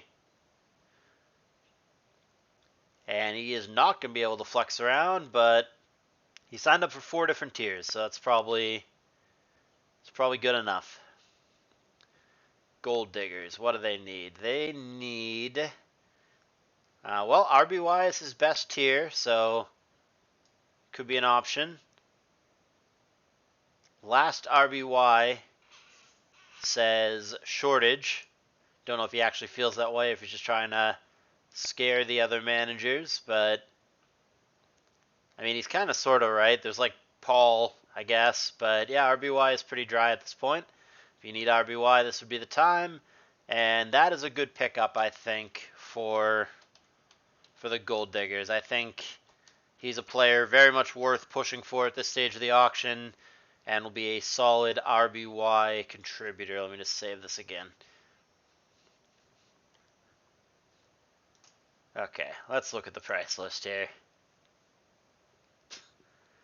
Chiles Habaneros by over 5K is the most expensive player in an auction with Felix, Mickmer, M Dragon, Marco P, Eden, and others. What a world we live in. What a beautiful place.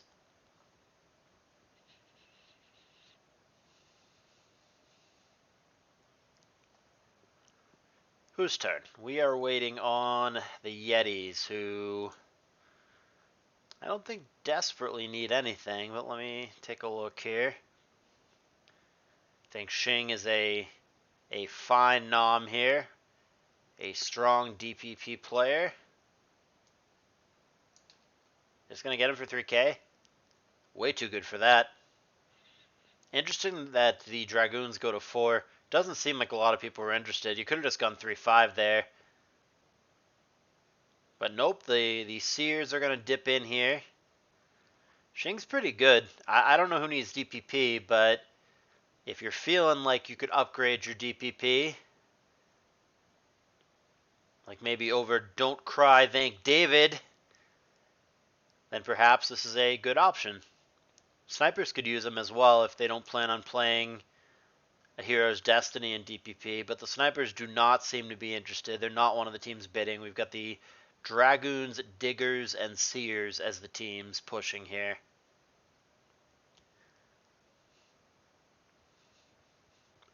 And it's going to be the Seers that end up getting him. Alright. For DPP. Okay, so what if it is... What if it's Xing, Mickmer, and Heike? Like that? Okay. Interesting. I mean, they don't have anyone else who's like even close to GSC, so perhaps it really is Mickmer. Here comes Pokemon's Trainer Blue. Nobody else want him? Nobody else want a little black-white mane? Amy does for the Dragoons.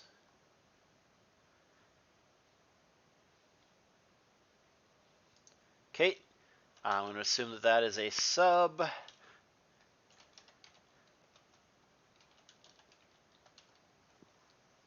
Monai, I think, would be their black-white starter, but we'll see. Here comes Wolf being nommed for ADV and DPP. Also probably a sub. Oop, thought the Dragoons were going to land him there for 3K, but Supernova's going to dip in. And the Dragoons are truly interested. And apparently so are the Novas. So we're going to have a little mini skirmish here over Wolf.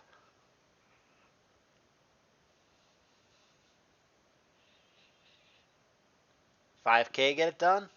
That's the magic number to be able to flex him wherever. And that will do it for the Dragoons. That's going to give them Wolf. Suppose I can make this bigger as we start to get subs and all that good stuff. Here comes Eula.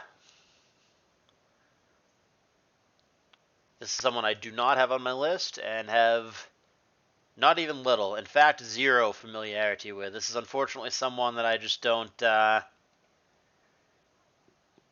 just don't know this person at all. I got nothing to tell you about this person other than they're going to end up on the rollers, presumably based on that price, as a sub, but I don't know. We rollin', they hatin'. Try and catch me riding dirty.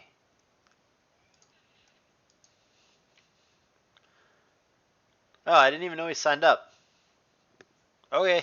Well, society is helping us with the room and with the bot, so super glad somebody's gonna buy him. That's cool. Appreciate that. Appreciate you helping out, dude. Like I said, Society and Rage and Links, huge shout out for helping us make this auction happen for dumb people like me who don't know how to use the bot. Appreciate you stepping up on not a ton of notice and making this work for us. And people are upbidding him. No clue where he's going to end up. Again, I assume that almost everybody purchased at this point is going to be a sub, though there are, according to my list, which could be wildly wrong, one or two actual starter spots, such as here, that need to be filled.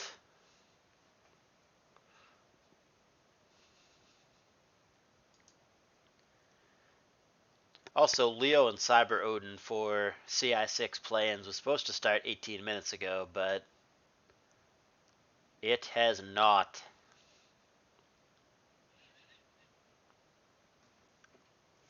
$6.5, will that make Society a Yeti? Not if the rollers have anything to say about it for 7K.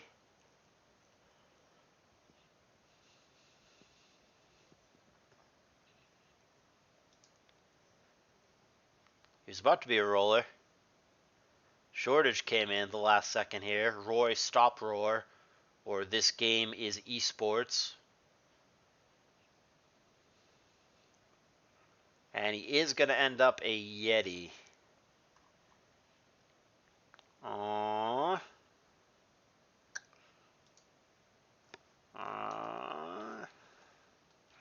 Think he's a sub? Here comes Kaloom. ADV black-white only. I have no clue how his black-white is, but his ADV is pretty good. And if he can genuinely play another tier and provide some amount of flexibility, then I think that's a wonderful thing. 4.5? Nope. And he's going to be past that 5K point, so we can't flex into other stuff. But again, I don't know if he actually plays other stuff, so maybe that doesn't matter. You do have the option of ADV or black-white with this guy, depending on what your team needs and depending on the opponent. Maybe an opponent, 1 week they picked a second black-white slot, and then another week, different opponent picked a second ADV slot. You got a couple options with him. I do like that part of the format where you have kind of lineup versatility and new players may play on any given week depending on what you need to beat that specific opponent. I think that's kind of a cool part of the way the tour is structured. 8K, 8.5. A lot of love for Kaloom here.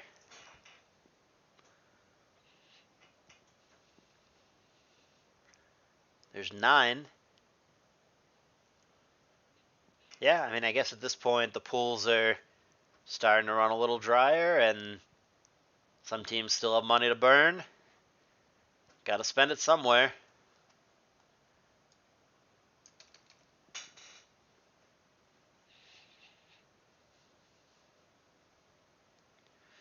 $10K. Yeah, some of these teams still have some cash. Yetis, Sears, Gold Diggers, Rollers. Some of these teams still have some pretty significant money to round out their teams. And 10K will get it done for the Novas. Not sure what exactly the plan is. Maybe Lou really will play something other than ADV. I'm not sure. In multiple cases in this tour, it's been like the team is clearly talented. It's just I don't understand how the player that they purchased, given the tier lock, fits into the team that they already have around it. Not clear, but we shall see.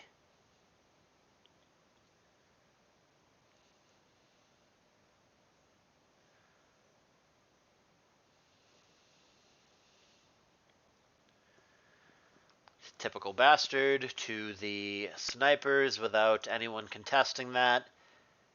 Not super familiar with him, but just to be thorough, we'll go ahead and get that down to have completion and all that. Now we have Thunder 109050. Terrible username. Why do people add random numbers and huge amounts of numbers to the end of their usernames? He's also known as Big Will, which is a much more simple, elegant, respectable username. And Big Will, or Thunder 109050, is gonna be a roller, which that's just gotta be a sub. So Thunder 109050. Terrible username. Yeah, we're starting to get to that point where it's people that are nominating, their friends or people they know from whatever tour, whatever community. It's another one. I just don't know who it is.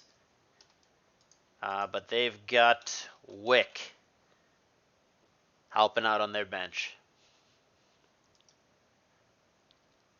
Right idea, wrong button. Here is Fradazi, ADV only. Surprised he didn't go earlier. Top of ADV ladder often, including just the other day. Very valid starter in this tour. Snipers 4K, getting him. Seems like a mega underpay. He's probably a big asset there if he cares. Let's see, what are the snipers looking like these days? Oh yeah, I would play Fradazi over Jonks, but that's just me personally. It could also just be a hero's destiny here.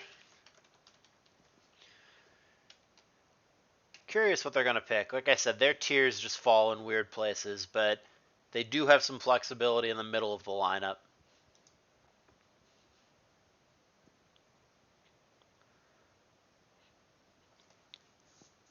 Nom left wing bow. I don't think he signed up. I don't even think it was like a sign up and delete. I just don't think he actually signed up in the first place.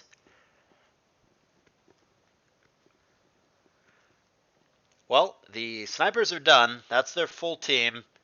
Hopefully they're pleased with it. I have no clue if I am or not. I'd have to check it out in comparison to the other teams. And like I said, some of the configurations they have for these teams might just be wrong.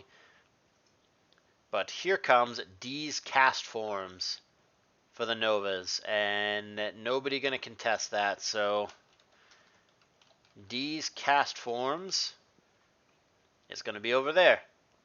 I did have him listed somewhere. Okay.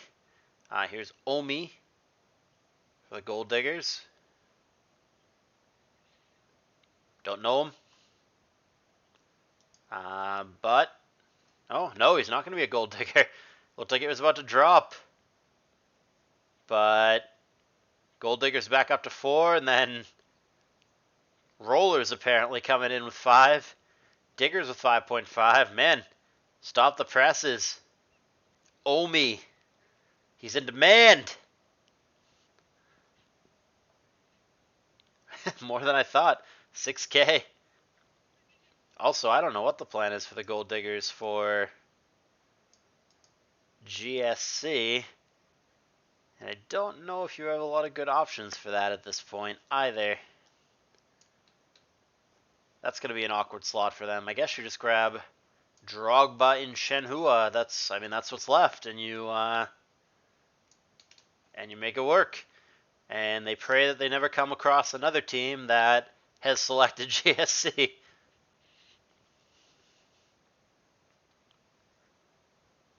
$7.5 for Omi. What did he sign up for? Maybe he's their GSC starter. I don't know this dude. Maybe he is the one.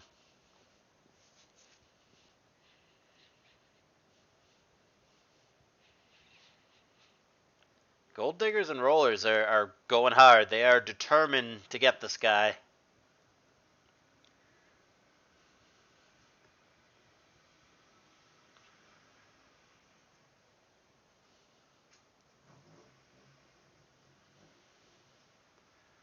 $9.5, he says. Man. Okay, well, it looked like it was going to drop at like 3 or 4. It looked like it was a sub, and then it's gone quite a bit higher, apparently. 10.5 and counting.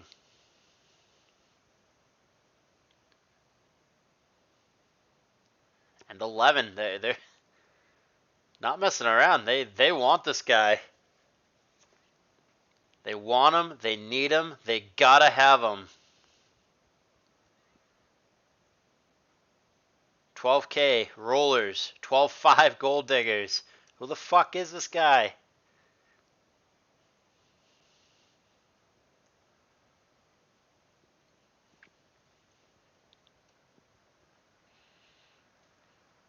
$13 coming. 13.5.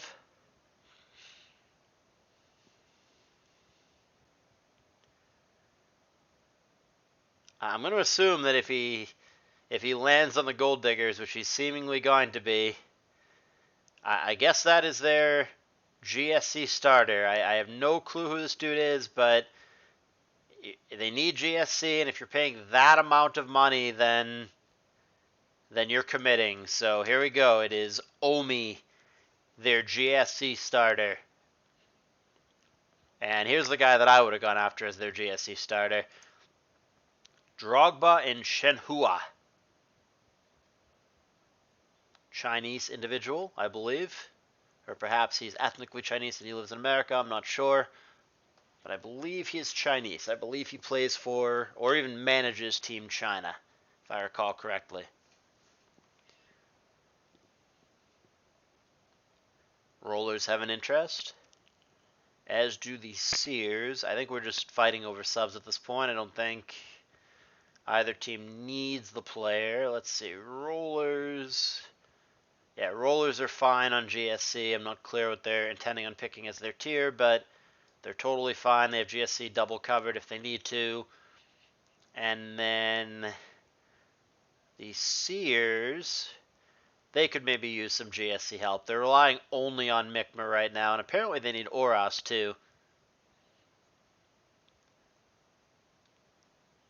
Not sure what they're going to do about Oros, but Mi'kmaq is going to have the assistance of Drogba in Shenhua. Not sure if Shenhua is an actual place in China or if it is a fictional reference that I'm just not getting. But that's where he is. He's in Shenhua.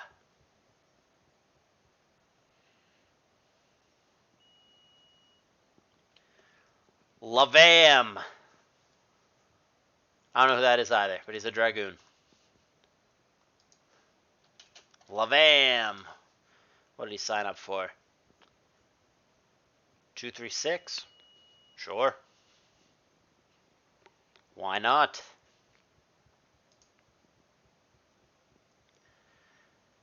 Alright, so we have two teams that are done. We have the Novas and the Snipers that are done with what they've got. And now Hiss being nominated. Don't know this player either. Let's take a look at those completed teams real quick. We have the Snipers, which looks pretty solid. And then the other one is the Novas. This one has a lot of question marks based on activity. If Ebola and M-Dragon show up for all their games and care, you've got a pretty good team. If one or both those guys dip, it's much worse, but we'll see.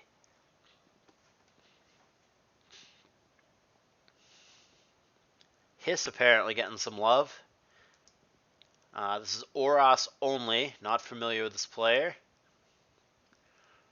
Well, apparently the Seers do need Oros, so is that our solution? Ooh, I was about to type it in when the rollers dropped in.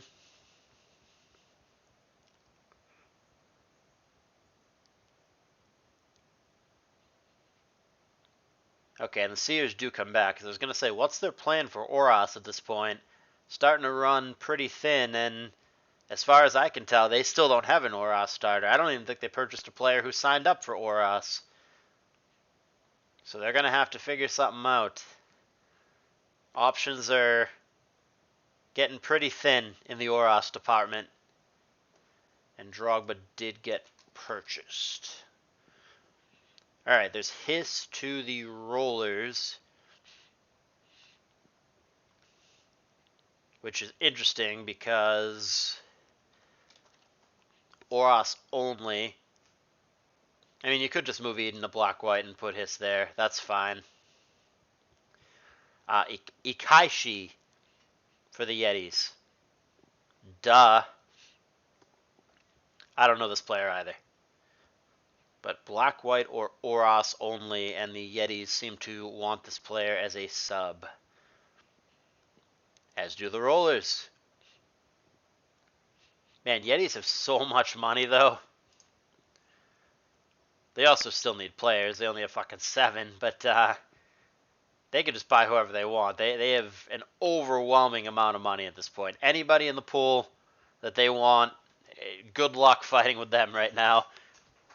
39.5K is like a Jeff Bezos fortune at this stage of the auction. So much richer than anybody else.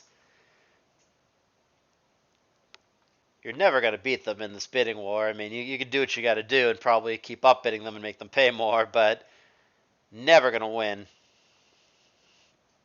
All right. And the Yetis are going to pick up Ikaishi. Sure. Hell, maybe he's their Oros starter over Airfare. It could be. Why not? Ikaishi. And now it is the Yetis to nom again, still with by far the most money. 12K more than the next closest team, which is just a colossal amount of money at this stage of the auction.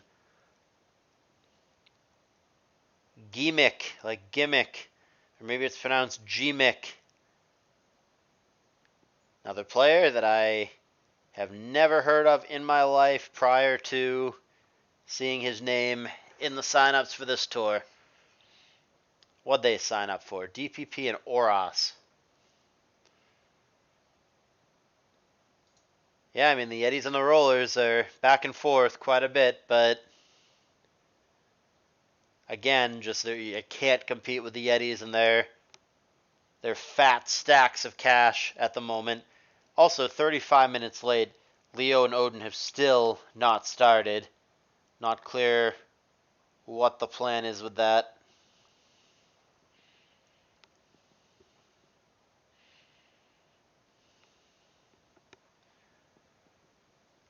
I'll address that later. At this point, we're close enough to the end of this auction to where I'm bound and determined to finish it, even if this has not been the smoothest ride I've ever been on. Yeah, teams just have money to burn at this point. So you're going to get some funky prices. You're going to get some late auction big numbers like this because teams just have cash. And appropriately, SEA points out that this dude is going to cost more than Marco P. Marco's price was outrageous. Something went terribly wrong.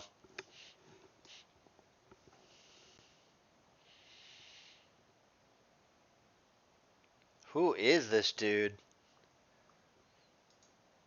DPP Oros. Okay, is this your Oros starter? Sure.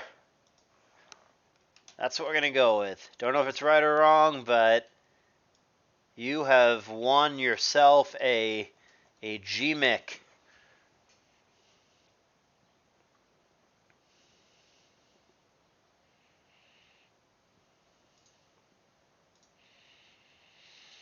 Hey, the Eddies don't have the most money anymore. They still have a lot, but they don't have the most anymore. They also still need players, though, as do a couple other teams. Pyros with that massive buy on fucking Chile's Habaneros. Alright, so we're waiting on the Sears, who... they need 2 more players to meet the minimum, and... what do I have them needing? They need an Oros player, according to my little tracker here. And they're going to go for Colin 7, who signed up for everything, but I don't know how much he actually plays Oros or not. Guess we're going to find out. Colin 7.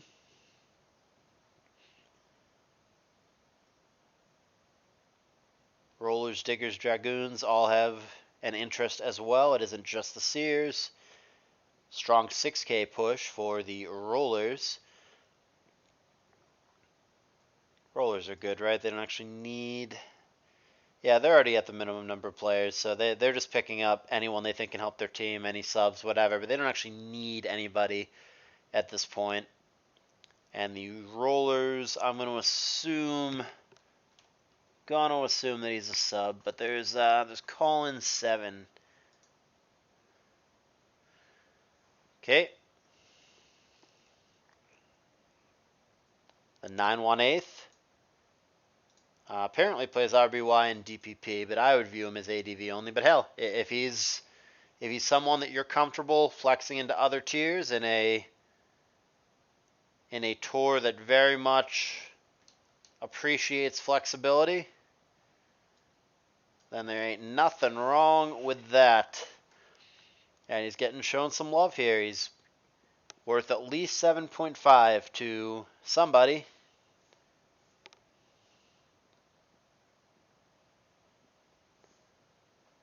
$7.5 to the Yetis. Yeah, I'm not clear what their second tier is going to be. Very curious how that plays out. But they're going to grab the 918th. All right. Let's see. How many players can be bought at this point? They can buy 3. They can buy 2 for a total of 5. They could buy 6.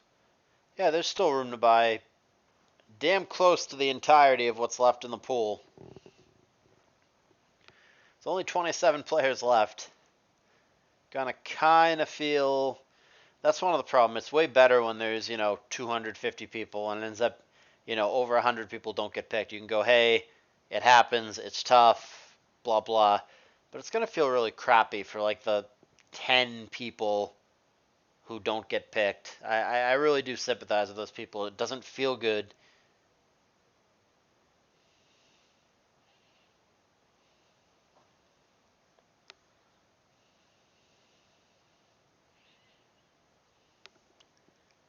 Enrique, 29238, not familiar, signed up for all the things.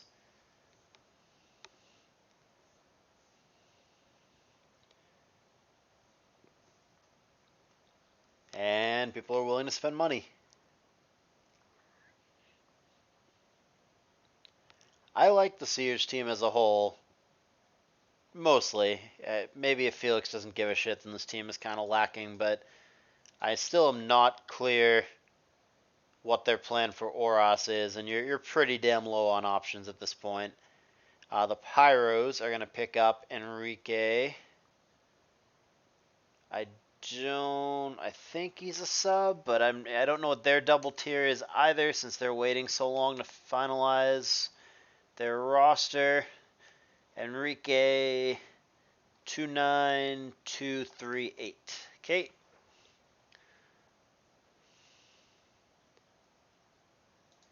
And now it is on the Gold Diggers, and they need 2 more players to meet the minimum.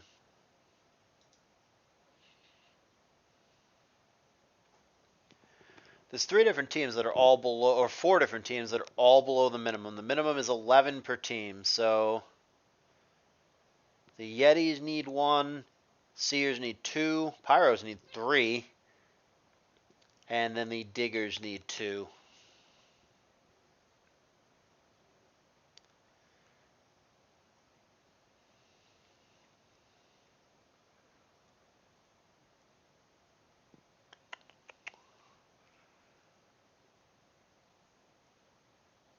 Okay. Classy name, Herpetosyphilis. That is Juan123 or whatever his name is. I hate this name. Just gonna copy paste it and try it instead of typing it out, but classless in my opinion. He's going to go to the Gold Diggers for 3K. Oops. All right. There's Paul for RBY and Black White. Decent sub if you need a little help in those tiers.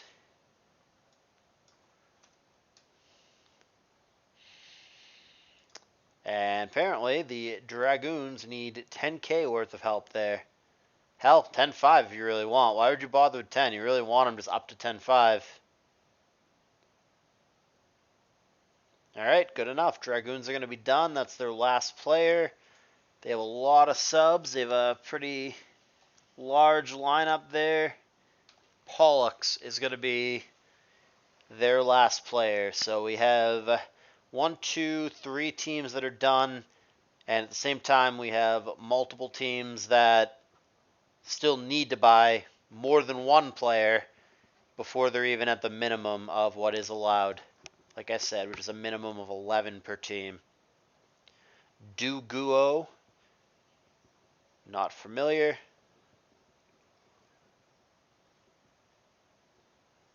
Apparently worth 6K. ADV only. It's weird that someone who's ADV only is someone I'm unfamiliar with, but here we are. 6K to the Goldenrod Rollers, who also have seemingly a lot of subs. Duguo. Okay. Who is that? Sweet Yamato. Apparently the Pyros want him, but they gotta wait their turn like anybody else.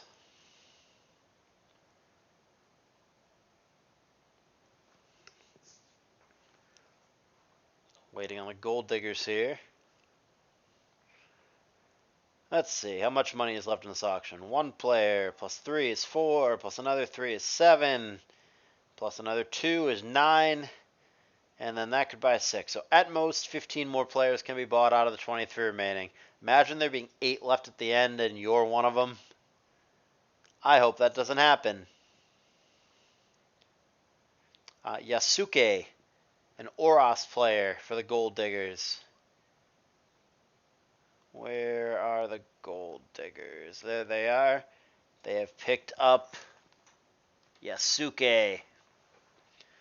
All right. Pyro's out of the players remaining. Still need 3 more people from this pool.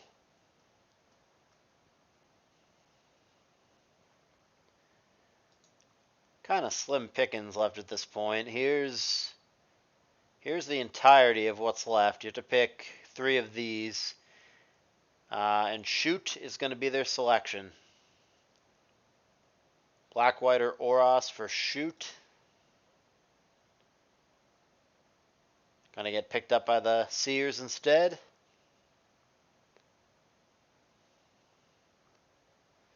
Yep. Well, I guess that's their Oros answer that they've been waiting this whole time for. Perhaps it'll be shoot. Will that solve their Oros problem that they have waited till very late in the option to address? Here is Hero. I guess you could pronounce that Hyro, but I think it's Hero. 3K for ADV only. And that'll work. He will be a sub for the Sears. So there's Hero.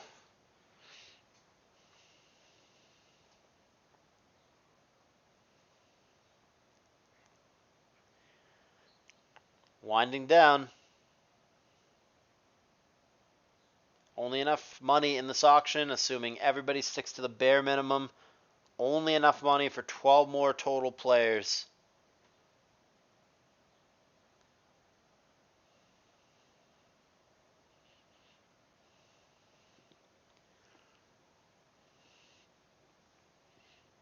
And the Yetis figuring out who they'd like to add. They can presumably add 2 more players.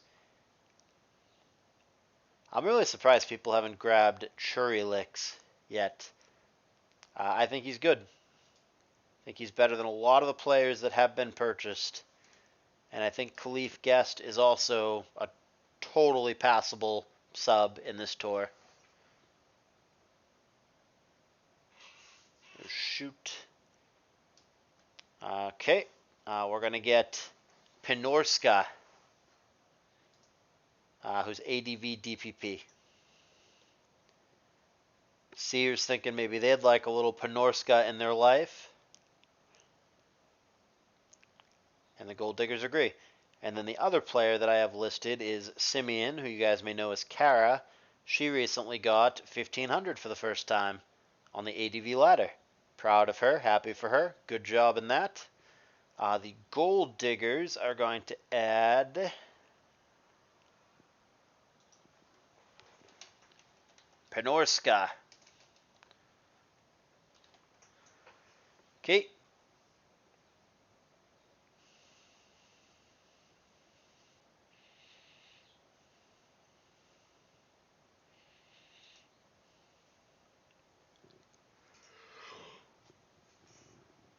Ugh, killing me, guys. It's only 11 more players to be bought at most. Cool Jam Jr. Potentially a Yeti.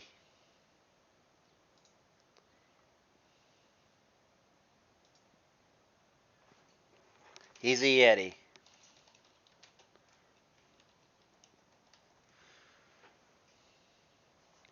Just go ahead and put JR for the sake of saving space. Cool Jam Jr.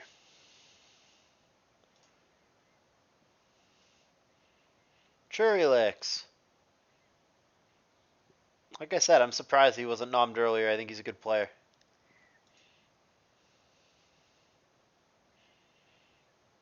To the Sears. Yep, no objections from anybody else. Churylix. Nice little flexible sub there.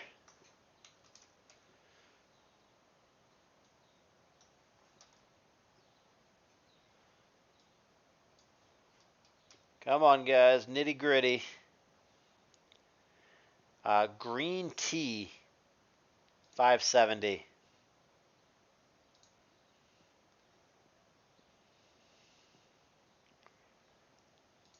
Okay.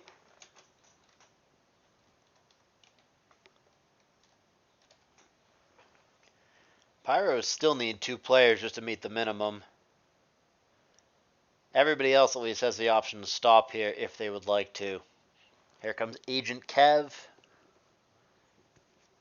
Doesn't seem to be any upbidding going on.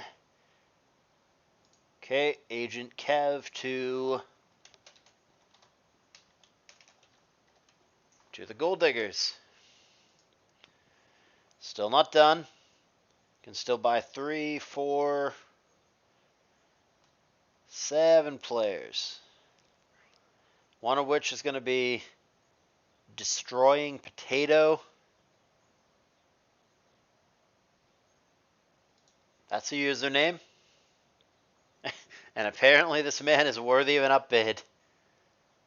You're going to destroy potatoes for my team, says Christos. All right.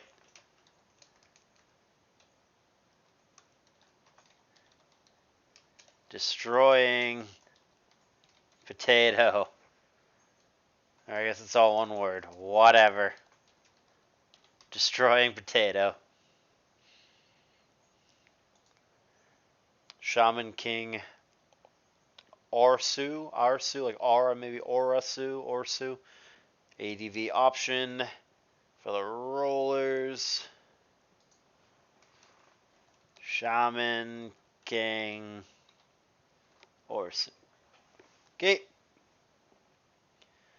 Estuardo 19 to the Pyros. Don't know what just happened there.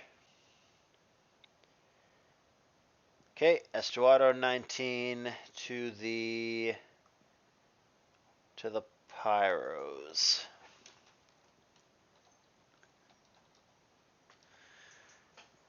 Okay, we have enough money for 4 more players out of these 12 fine ladies and gentlemen. Only people that I have even heard of in this are Khalif Guest, who I think should be one of the people bought, Simeon. Dance of Hearts I know does like YouTube stuff. He like is involved with the GSC Invitational and some of the coverage videos. King of Iron Frisk I know vaguely, and none of these other ones I've even heard of. Now granted, managers do have the option, other than the Pyros who need one more player, to just say, all right, you know what, I don't want any of these guys, I'm done. Kind of a douchey thing to do. I would make a point to grab as many people here in a fun tour like this as you can at this point, but it's not up to me. Khalif Guest, I think, is probably the best player or one of the best players remaining, but I can't say that with full confidence because I haven't heard of the other ones. But I think that was a fine pickup. Khalif Guest 22. 3 more players can be purchased, and then 8 players are gonna be sad.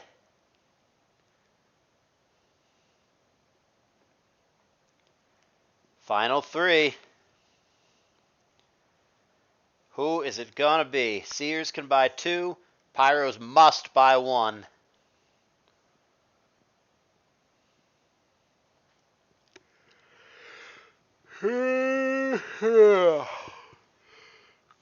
Killing me, guys. Just 3 more buys. Also, almost an hour late. Leo and Odin still haven't played. What are you doing, Odin? Did you mess up the time? Where are you? Guys, it's only 11 choices. You can do it. Really thinking it over. Crucial decision.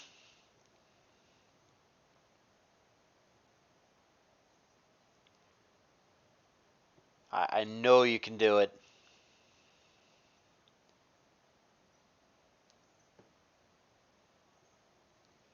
Ugh. There's only 11 people. It's not at the end of SPL where there's still like hundreds that you can choose from. And you have all your teammates yelling in your ear, get this guy, get this guy, get this guy.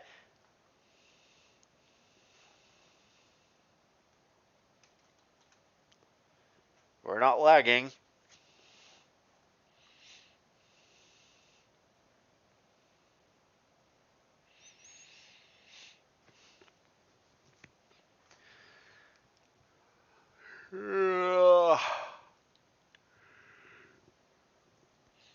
We are discussing.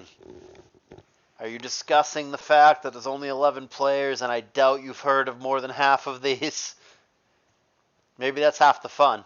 Maybe they're going to intentionally pick one that they haven't heard of, and they're going over who's got the coolest name. Don't you want some sensibility in your life? Isn't it better to be sensible? Or perhaps Strat 8246. The other 8,245 strats weren't quite good enough, but this one, the newest model, is here to stay. Or maybe you want a guy who gets games done quick. Doesn't necessarily win those games, but he gets them done quickly. I'm not going to be able to come up with puns for each of these names. The ones that I already came up with weren't good. I just want to get it over with. Here's Dance of Hearts as one of the picks for the Sears. Okay.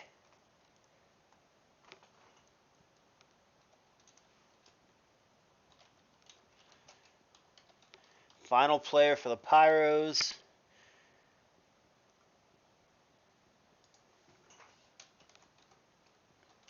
Sweet Yamato. Okay, this is it. Final buy. Final player in the auction. It's only 9 choices. Who would you like?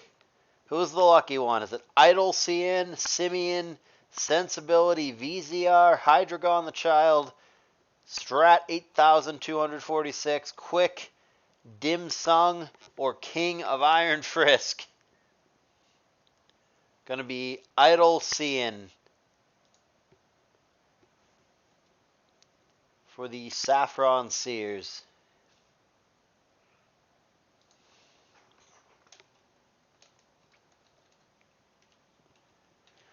All right, and that is it. My condolences to the 8 players who didn't get bought. I feel bad because it's 8. Like, it really should be 58 or something to make it feel less shitty for these players. I think we all know that auction decisions are far from perfect, and people make mistakes and do dumb things and have biases all the time. Try to not take it personally. It isn't. It just auctions are weird. We saw Marco go for 14K and Shides Habaneros be the most expensive player in this auction. So that should tell you about how seriously you should take this auction. So we're done. This has been an almost 3-hour video. I'm going to very, very quickly go over these teams and give a 10-second each letter grade, and then I'm super eager to not be doing this video anymore. So, super duper quickly, Blackthorn Dragoons, I'll go with a B minus here. Not bad. Not great, not bad. Cinnabar Pyros. I'm not sure how good Bravda is, or Don't Cry, Thank David, and I don't know how reliable Odin is. So this team has a lot of question marks and potential things that could go bad, but there's a good amount of talent here. I'm going to give it a B. Gold Diggers are strong because of their retains, but this draft was a mess. They added little to nothing to go with the strong retains. Weber's good, and Enzo Nana's decent. I don't know who Seasons or Omi are. It's hard for me to give a grade here. I think this team's going to be strong because of its retains, but they really didn't add a lot here. I'm going to go with a B minus.